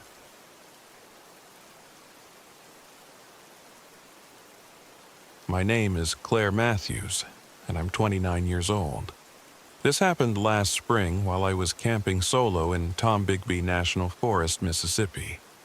I'd driven my RV deep into the forest, excited about photographing the abandoned church I'd heard about online. I wasn't the type to believe in ghost stories or local legends, and if I'm honest, I thought they'd make for good clickbait in my photography blog. I thought I was prepared for anything. I wasn't. It started the first night. I'd parked my RV near a clearing not far from the church ruins. The air was damp and heavy, and the forest around me felt almost too quiet. I remember thinking how strange it was not to hear birds or even insects, but I brushed it off. After all, I'd camped in plenty of remote places before. That night, as I was editing photos inside the RV, I heard it. A low, rhythmic hum. At first, I thought it was just the wind whistling through the trees, but it wasn't. The sound was too deliberate, almost musical. I turned off everything in the RV, no fans, no electronics, but the hum continued, soft but steady. I told myself it was nothing and went to bed, though I barely slept. The next morning, I set out with my gear to explore the church ruins.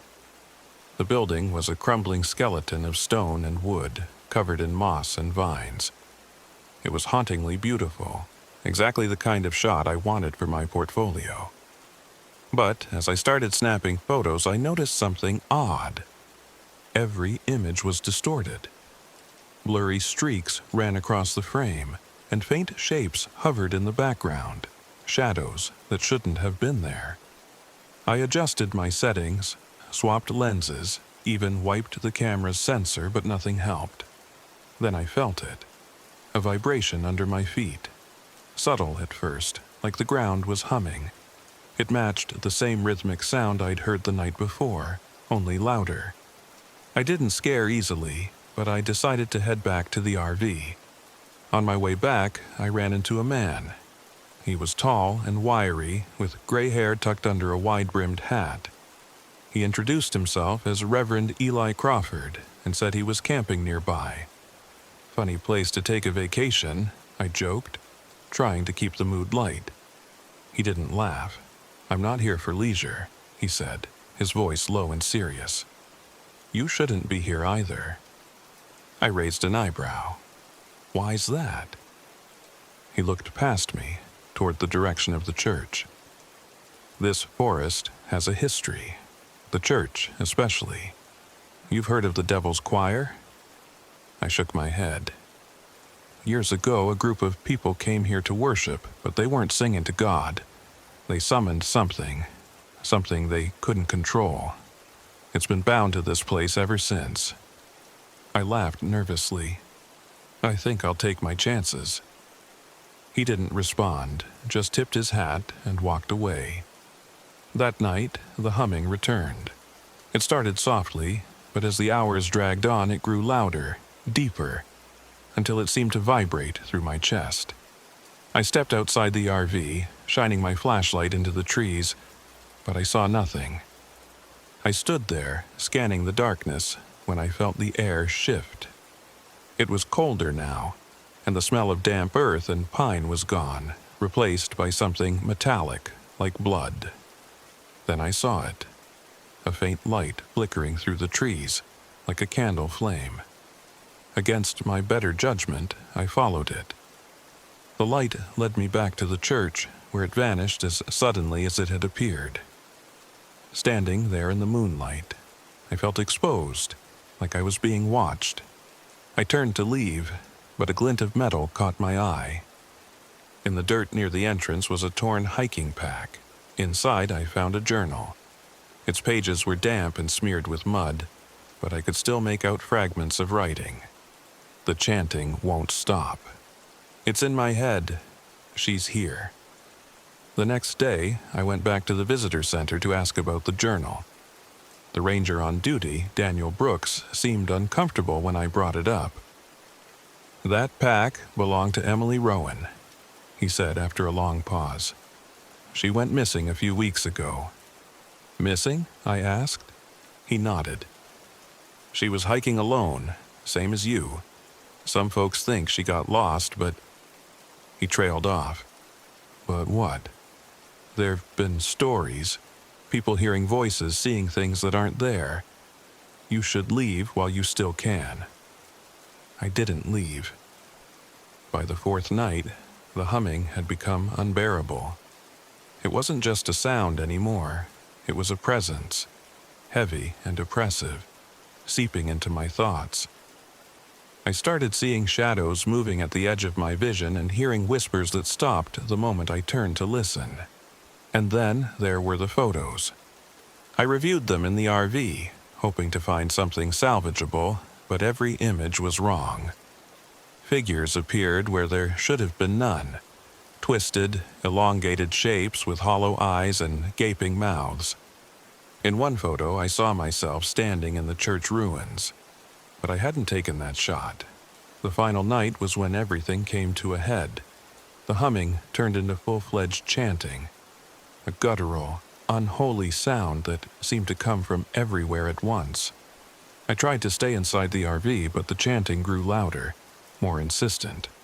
Until I couldn't take it anymore, I grabbed Emily's journal and headed back to the church. The moment I stepped inside, the air grew thick and stifling. The chanting stopped abruptly, replaced by a deafening silence. Then I saw her. At first, she looked human. A woman in a tattered black dress, her face obscured by shadows. But as she stepped closer, her features twisted and shifted, her eyes burning like coals. "You shouldn't be here," she hissed, her voice a cacophony of whispers. I held up the journal like a shield. "What do you want?" She laughed, a sound that echoed like nails on glass. "They summoned me, and now you will finish what they started." I don't know what possessed me to open the journal, but I did. The final page had a crude drawing of an altar, with strange symbols scrawled around it. Beneath the drawing were the words, "Break the seal."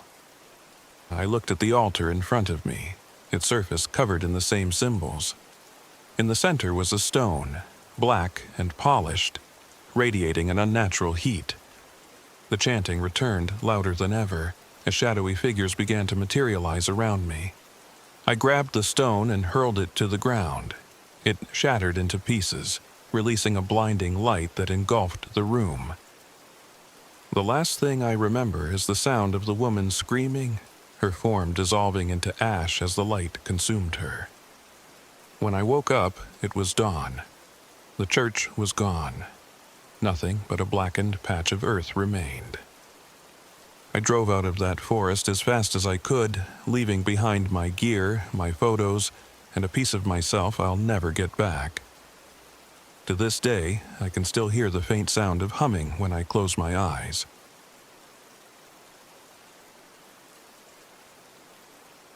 My name is Ethan Rivers, and I'm 34 years old. This happened just over a year ago, in the early spring. I was camped at Davis Bayou Campground in Ocean Springs, Mississippi, while traveling through the Gulf Coast in my RV. At the time, I thought it would be just another stop, a picturesque bayou for photos, and a peaceful place to clear my head after a messy breakup. What I found instead is something I've never been able to explain. I'd heard the campground was a hidden gem. Quiet, scenic, with plenty of trails and wildlife. Perfect for someone like me, a travel blogger always on the hunt for under-the-radar destinations. I'd also heard whispers of something else, stories about strange sounds at night and old tragedies tied to the area. Local legends like that are gold for my blog, but I didn't put much stock in them. Not at first. My first day was uneventful, aside from a few annoyances. My camera, which I rely on for my work, started acting up almost immediately. Shots came out blurry, and sometimes it wouldn't focus at all. I chalked it up to humidity and moved on.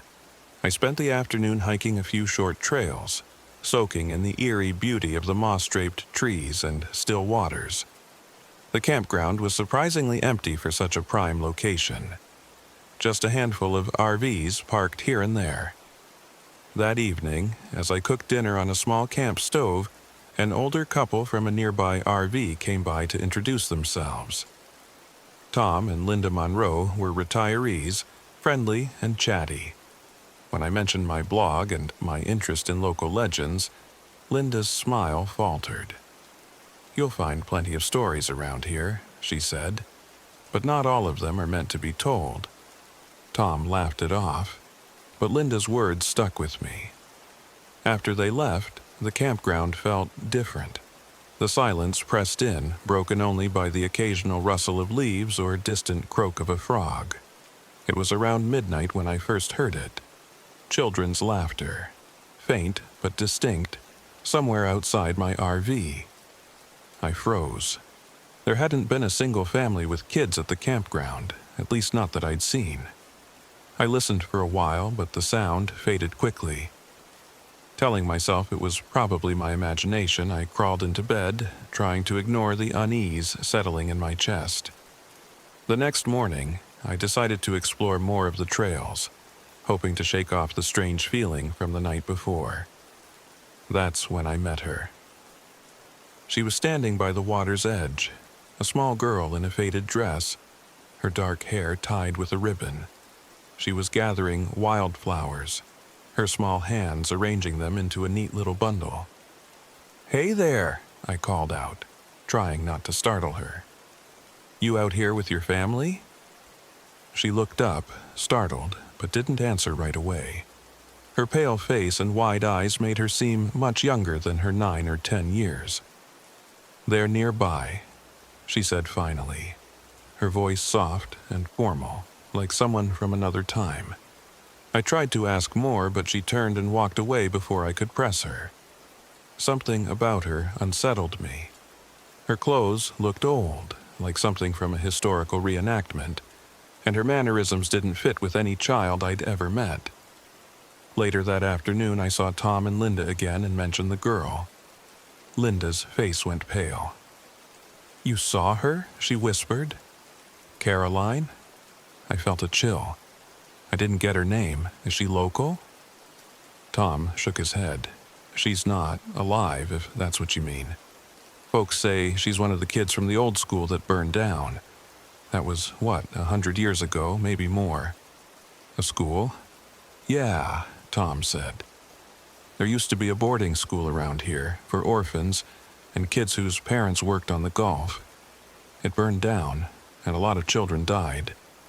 Some say you can still hear them, see them, even if you're in the wrong place at the wrong time." I laughed nervously, unsure whether they were serious or just pulling my leg. Linda didn't laugh. "Ethan, if you see her again, don't follow her, just don't." That night, I couldn't sleep. The campground seemed quieter than before, the kind of quiet that made every sound, no matter how small, seem deafening. Around 2 a.m., I heard the laughter again, closer this time. Then came a soft tapping on the RV window. My heart pounded as I reached for my flashlight. The tapping stopped as soon as I moved, and when I pulled back the curtain, there was nothing there. I barely slept after that, and by morning, I'd convinced myself I needed answers. I asked around at the visitor center, but the ranger on duty, Daniel Brooks, shrugged off my questions. "You're not the first to ask about ghosts," he said.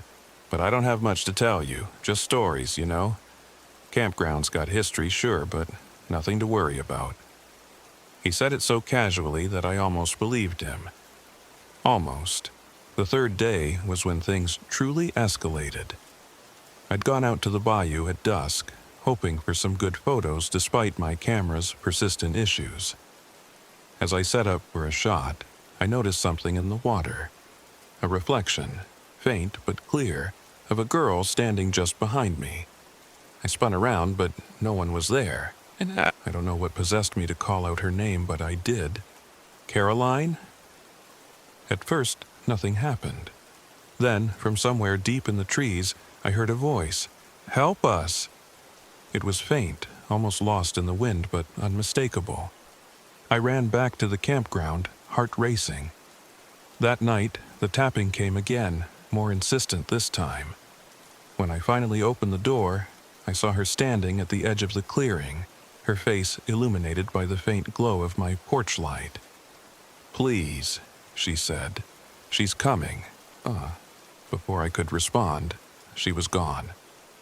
I barely had time to process what was happening before I felt it. A heavy, suffocating presence. The air smelled of smoke, and the faint sound of crackling fire filled the night. That's when I saw her. Not Caroline, but something much darker. A woman, her figure twisted and burned, emerged from the shadows. Her eyes glowed like embers, and her mouth twisted into a cruel smile. I stumbled back into the RV, slamming the door shut. Through the window, I saw her watching me, her face pressed against the glass. "You shouldn't have come here," she hissed, her voice a mix of rage and sorrow. The rest of the night was a blur. The sounds of fire grew louder, and the RV filled with the acrid smell of smoke, though there was no visible flame. At some point, I remembered the class roster I'd found earlier in the ruins of the old school. I grabbed it, desperate for anything that might help. I began calling out the names one by one. With each name, the oppressive presence seemed to weaken, the air growing lighter.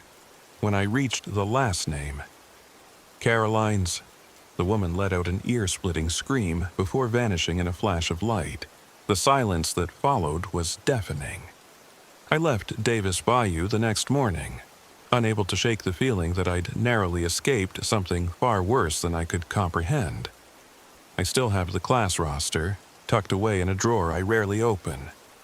Sometimes, I find myself staring at the names, wondering what really happened all those years ago. And every now and then, when the world is quiet, I hear faint laughter, like children playing in the distance. It's a sound that no longer makes me smile.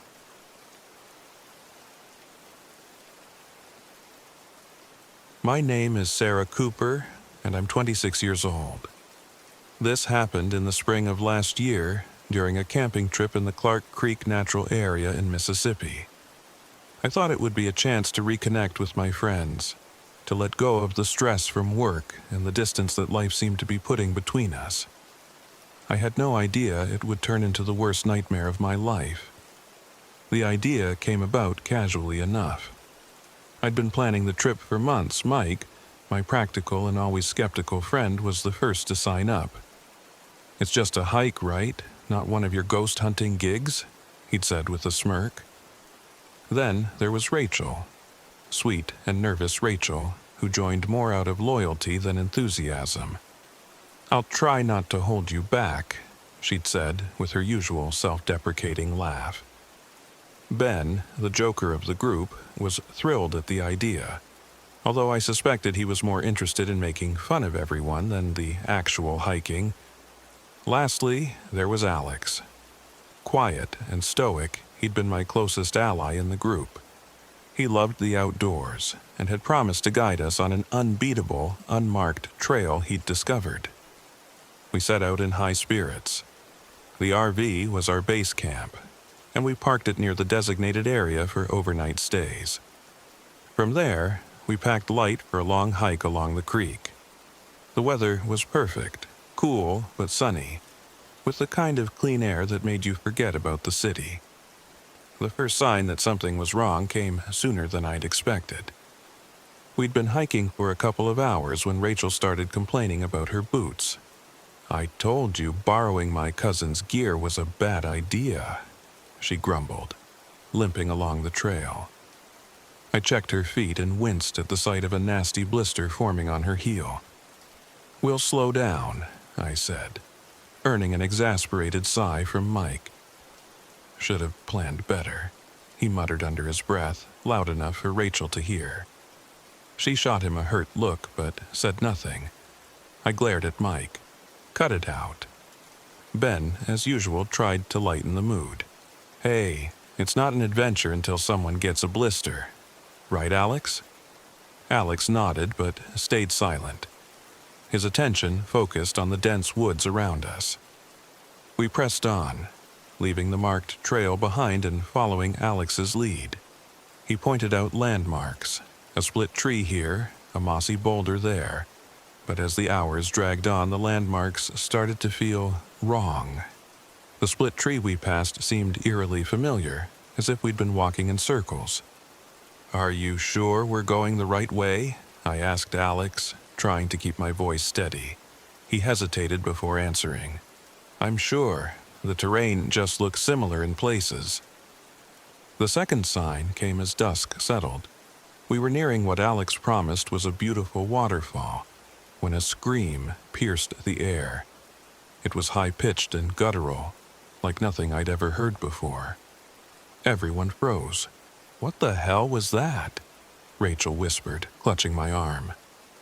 "Probably just a bobcat," Alex said, but his voice lacked conviction. Mike scoffed. "You believe in ghosts, but not in wildlife? Relax." Still, the mood had shifted. The woods felt oppressive, the shadows darker and deeper than they should have been. We finally reached the waterfall, but instead of feeling relieved, I felt a chill. The air was too still, and the sound of the rushing water seemed muted, as if the forest itself were holding its breath. That's when we found the deer. It was lying near the base of the waterfall, its body unnaturally contorted. Deep claw marks raked across its side, and its eyes were wide open, staring at nothing. Worse, the carcass was surrounded by a ring of sticks and stones arranged in a strange pattern. Rachel turned away, gagging.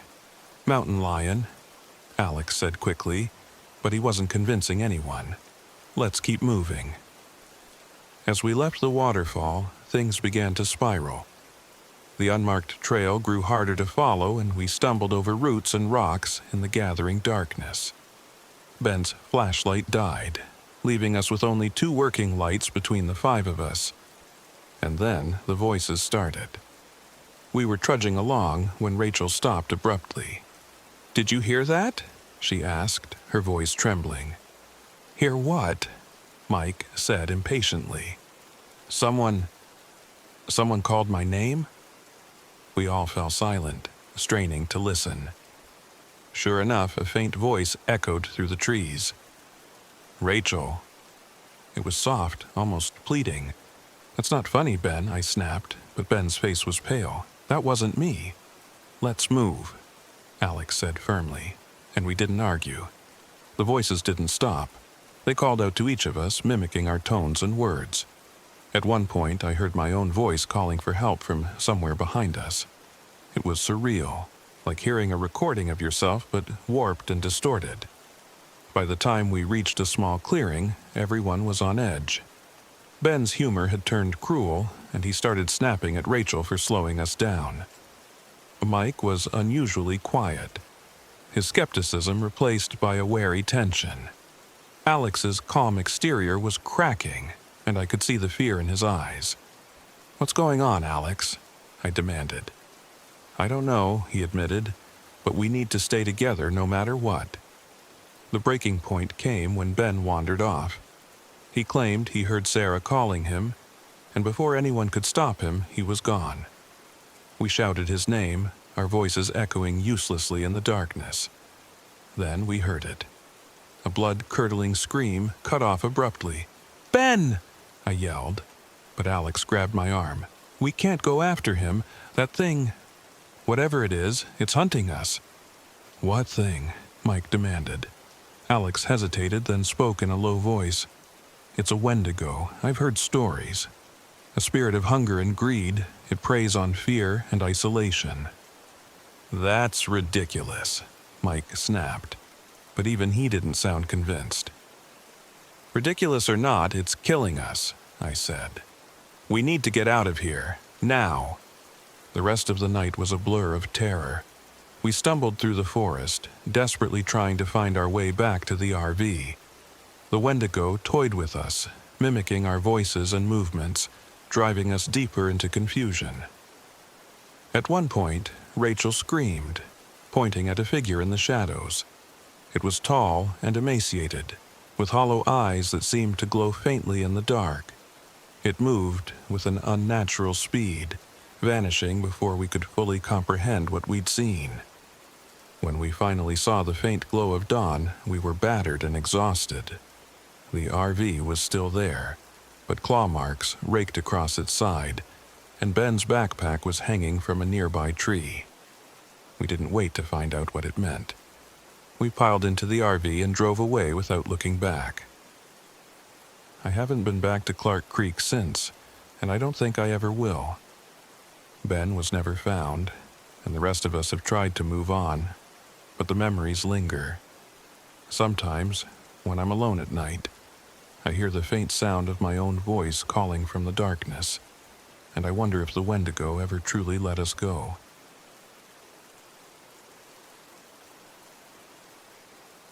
My name is Carter Haynes. I'm 28 years old, and this happened a few months ago when I decided to go RV camping alone in DeSoto National Forest, Mississippi. I'd never been much of an outdoorsy guy, but after leaving my high-pressure tech job, I figured I needed a break from screens, meetings, and the constant buzz of city life. I wanted quiet. I wanted solitude. I didn't realize just how dangerous those things could be. I arrived at the forest on a bright Thursday morning. The drive had been smooth, my RV humming along the winding roads without issue. I parked at a campsite deep in the woods, away from the main trails. It was perfect, just me, the trees, and the gentle whisper of the wind. I was setting up my camp when a voice startled me. "You sure picked the wrong spot, boy." I spun around to see an old man standing at the edge of my campsite. He was wiry, with leathery skin and a face like an old oak tree. He wore a faded flannel shirt and a hat that looked older than I was. "Sorry?" I said, trying to mask my unease. "The woods here," he said, gesturing behind me, "ain't friendly after dark. Best you stay close to your RV and keep a light burning." I chuckled nervously. "Thanks for the advice, but I think I'll be fine." The man didn't smile. "Suit yourself. But if you hear them whispers, don't follow." He tipped his hat and disappeared down the trail before I could ask what he meant. I spent the rest of the day exploring. The forest was stunning, the air fresh and clean, and for a while, I felt a sense of peace I hadn't experienced in years. I followed a narrow trail that wound through the pines until I stumbled upon something unexpected, the crumbling foundation of an old building. Curious, I crouched down and brushed away some dirt, uncovering a rusted sign. It read, "Pine Ridge Home for Children." A chill ran down my spine, but I told myself it was just the eerie name. I snapped a picture on my phone and made my way back to the RV as the sun began to set. That night, I heard the whispers. I was sitting outside my RV, enjoying the last embers of my campfire when they started, soft and distant, like children giggling in the woods. I froze, straining to listen. It wasn't the wind. It wasn't animals. It was laughter, faint, but unmistakable. "Hello?" I called out, my voice wavering. The laughter stopped. I told myself it was nothing and went inside, locking the door behind me. But I barely slept. Every so often, I thought I heard the whispers again, closer this time. But when I peered out the window, all I saw was darkness. The next morning, I found handprints on the RV windows. They were small, like a child's, but smudged and faint. I stared at them, my stomach twisting. I hadn't seen or heard anyone near my campsite other than the old man, and these definitely weren't his. My first instinct was to pack up and leave, but I shoved the thought aside. It had to be some kind of prank, maybe teenagers messing around. I spent the day trying to distract myself. I hiked farther into the woods and met a young woman named Cassidy. She was friendly, with a warm smile and an easy laugh, and I was grateful for the company. "First time here?" she asked. "Yeah," I said. "You?" "Oh, I've been coming here for years," she said. "DeSoto has its secrets, though. You have to respect the woods." I laughed. That sounds like something out of a campfire story. She tilted her head, her smile fading. Sometimes stories are warnings. Before I could ask what she meant, she waved and walked off, disappearing down the trail. That night, the whispers came back. They were louder this time, circling the RV like a twisted game of tag. I stayed inside, clutching my flashlight and trying to convince myself it was just my imagination. Then I heard something tap against the window. I didn't move. I didn't breathe. The tapping came again, soft but insistent. Summoning every ounce of courage I had, I peeked out the window and saw a shadow dart away into the trees. My heart was pounding as I backed away. I needed answers. I grabbed my phone and Googled Pine Ridge Home for Children. What I found made my blood run cold. The orphanage had burned down decades ago. Most of the children escaped, but 5 were never found. Locals claimed their spirits still wandered the woods, searching for someone to play with or to join them. The next morning, I returned to the ruins, desperate to make sense of what was happening. The air felt heavier there, the silence oppressive. As I approached the foundation, I noticed something I hadn't seen before, a circle of stones around the perimeter, each one etched with strange symbols. "Don't touch them." The voice made me jump. I turned to see Old Man Fletcher standing behind me, his expression grim. "You're stirring up things that ought to stay buried." What are these stones?" I asked. "They keep the spirits bound," he said. "Break the circle and they'll be free, but you don't want that, boy. You don't want that at all." I nodded, more to get him to leave than because I understood.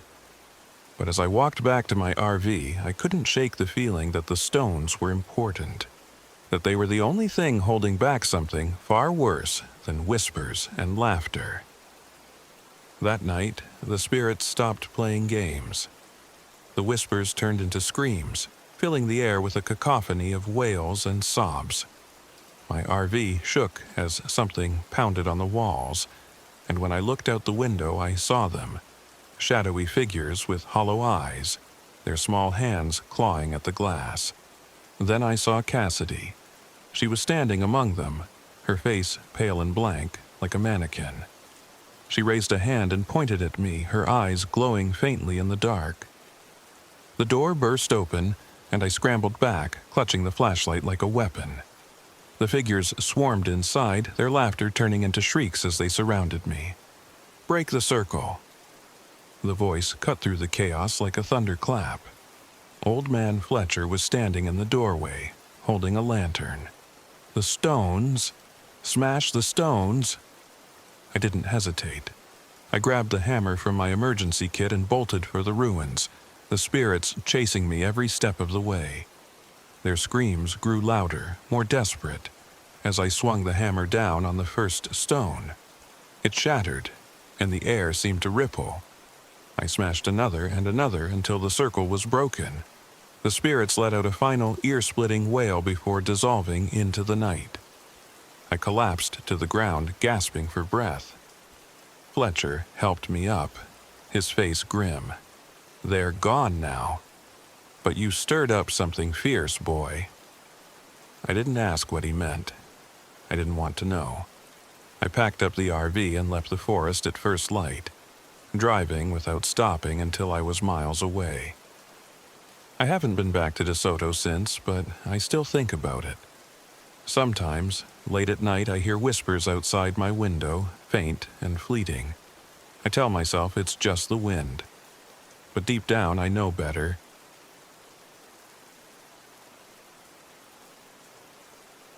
My name is Grace Whitfield. I'm 39 years old, and this happened 3 months ago on the Naz Trace Parkway in Mississippi. I was traveling alone in my RV, trying to find closure after losing my husband, Alex, to a sudden heart attack last year. This trip was supposed to be my way of saying goodbye, of scattering his ashes at the overlook where we used to watch the sunrise together. But I didn't know that the parkway had its own shadows, and some of them don't let go so easily. The trip started uneventfully. The Naz Trace Parkway was as beautiful as I'd remembered. Rolling hills, dense woods, and the kind of serene quiet that felt miles away from the chaos of the world. The RV hummed along smoothly, and for the first time in months, I felt like I could breathe. I made stops along the way, taking pictures of the landscapes Alex had loved so much. Photography had always been our thing. I'd set up my tripod, frame the shot, and he'd sneak into the frame at the last second with that goofy grin. Even now, I half expected to hear him laughing behind me. But of course it was just me, only me. I was about halfway to our overlook when I decided to pull into a rest area. It was one of those isolated stops with a few picnic tables and a map board that hadn't been updated in years.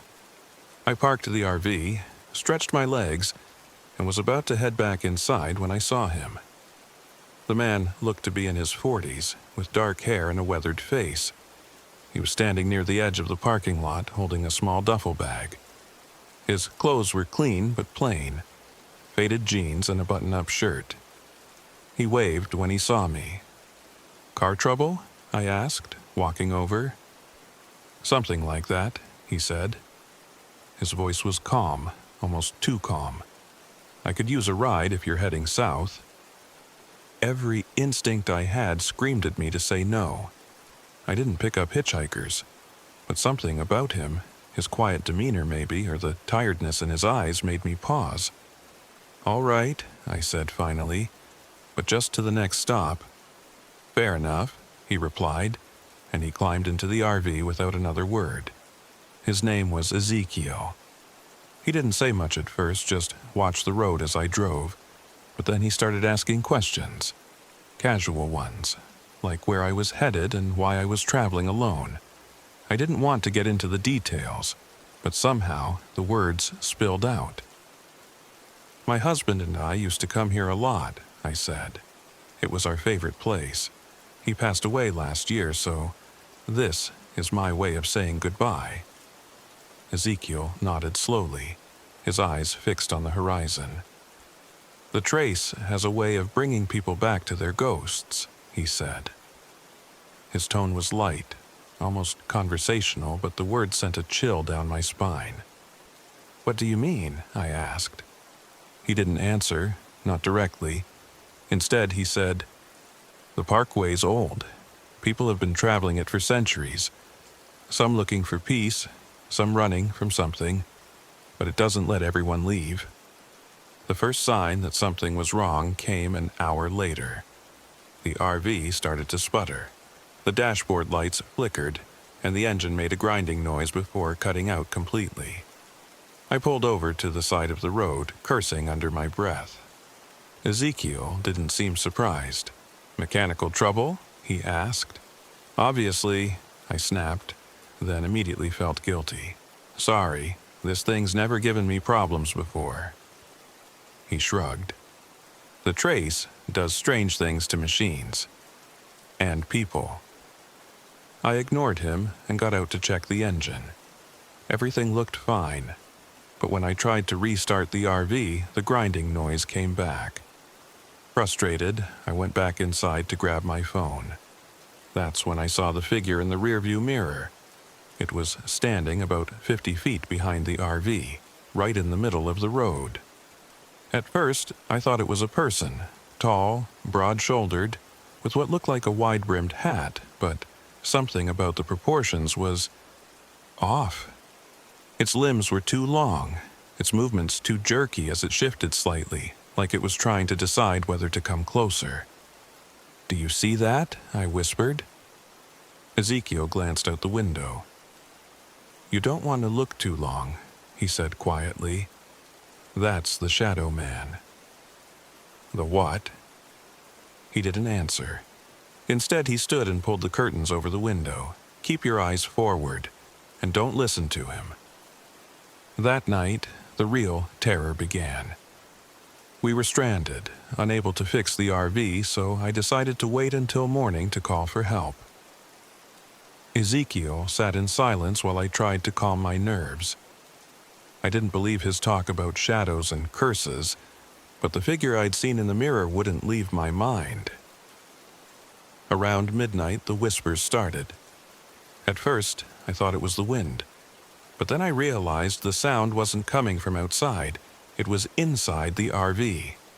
A low, raspy voice murmured my name, stretching it out like a taunt. "Grace!" I froze. "Do you hear that?" Ezekiel nodded grimly. "He's testing you, trying to see what you'll give up." "What the hell does that mean?" I demanded. But before he could answer, the RV shook violently, like something had slammed into it. The lights flickered, and for a brief second I saw a shadow move across the walls, tall and thin, with those impossibly long limbs. Ezekiel grabbed my arm. "He feeds on regret. If you want to survive, you have to face yours." The Shadow Man didn't stop. He whispered Alex's name, accusing me of failing him. The photographs on the walls of the RV began to change, the smiling images of Alex replaced with distorted, agonized faces. The radio crackled, and I heard Alex's voice. "Why didn't you save me, Grace? Why didn't you try harder?" I broke. "Stop it!" I screamed, tears streaming down my face. "I didn't kill him. I didn't—" "You didn't let him go either," Ezekiel said softly. I turned to him, furious. "What the hell do you know about it?" He looked at me with something like pity. "More than you think. The Shadow Man doesn't just haunt this road, he haunts people. And right now, he's haunting you." At dawn, Ezekiel told me the only way to break the Shadow Man's hold was to let go of the thing I was clinging to most, Alex's ashes. "I can't," I said, clutching the urn tightly. "This is all I have left of him." "If you don't, the Shadow Man will take more than the ashes," he warned. "He'll take you." The RV shook again, harder this time. The Shadow Man's whispers turned to roars, his shadow filling the windows. I was out of time. I grabbed the urn and stumbled out of the RV, Ezekiel following close behind. The overlook was just a few yards away, the sun rising over the trees in a blaze of orange and gold. I could feel the Shadow Man behind me, his presence cold and suffocating. At the edge of the overlook, I opened the urn and scattered the ashes into the wind. "Goodbye, Alex," I whispered. "I love you." The Shadow Man let out a deafening scream, and for a moment I thought I'd be pulled into the void with him. But as the last of the ashes disappeared, so did he. The air grew still, the world suddenly quiet. When I turned around, Ezekiel was gone. No sign of him, no footprints, nothing. I climbed back into the RV, exhausted, but strangely lighter. like a weight I didn't know I was carrying had finally been lifted. As I drove away, I glanced in the rearview mirror. For just a moment, I thought I saw a shadow watching from the trees, but it didn't follow. It just stood there, fading into the morning light. I don't know what Ezekiel was, or why he was there to help me, but I do know one thing. The Naz Trace Parkway has its shadows, and some of them are best left undisturbed.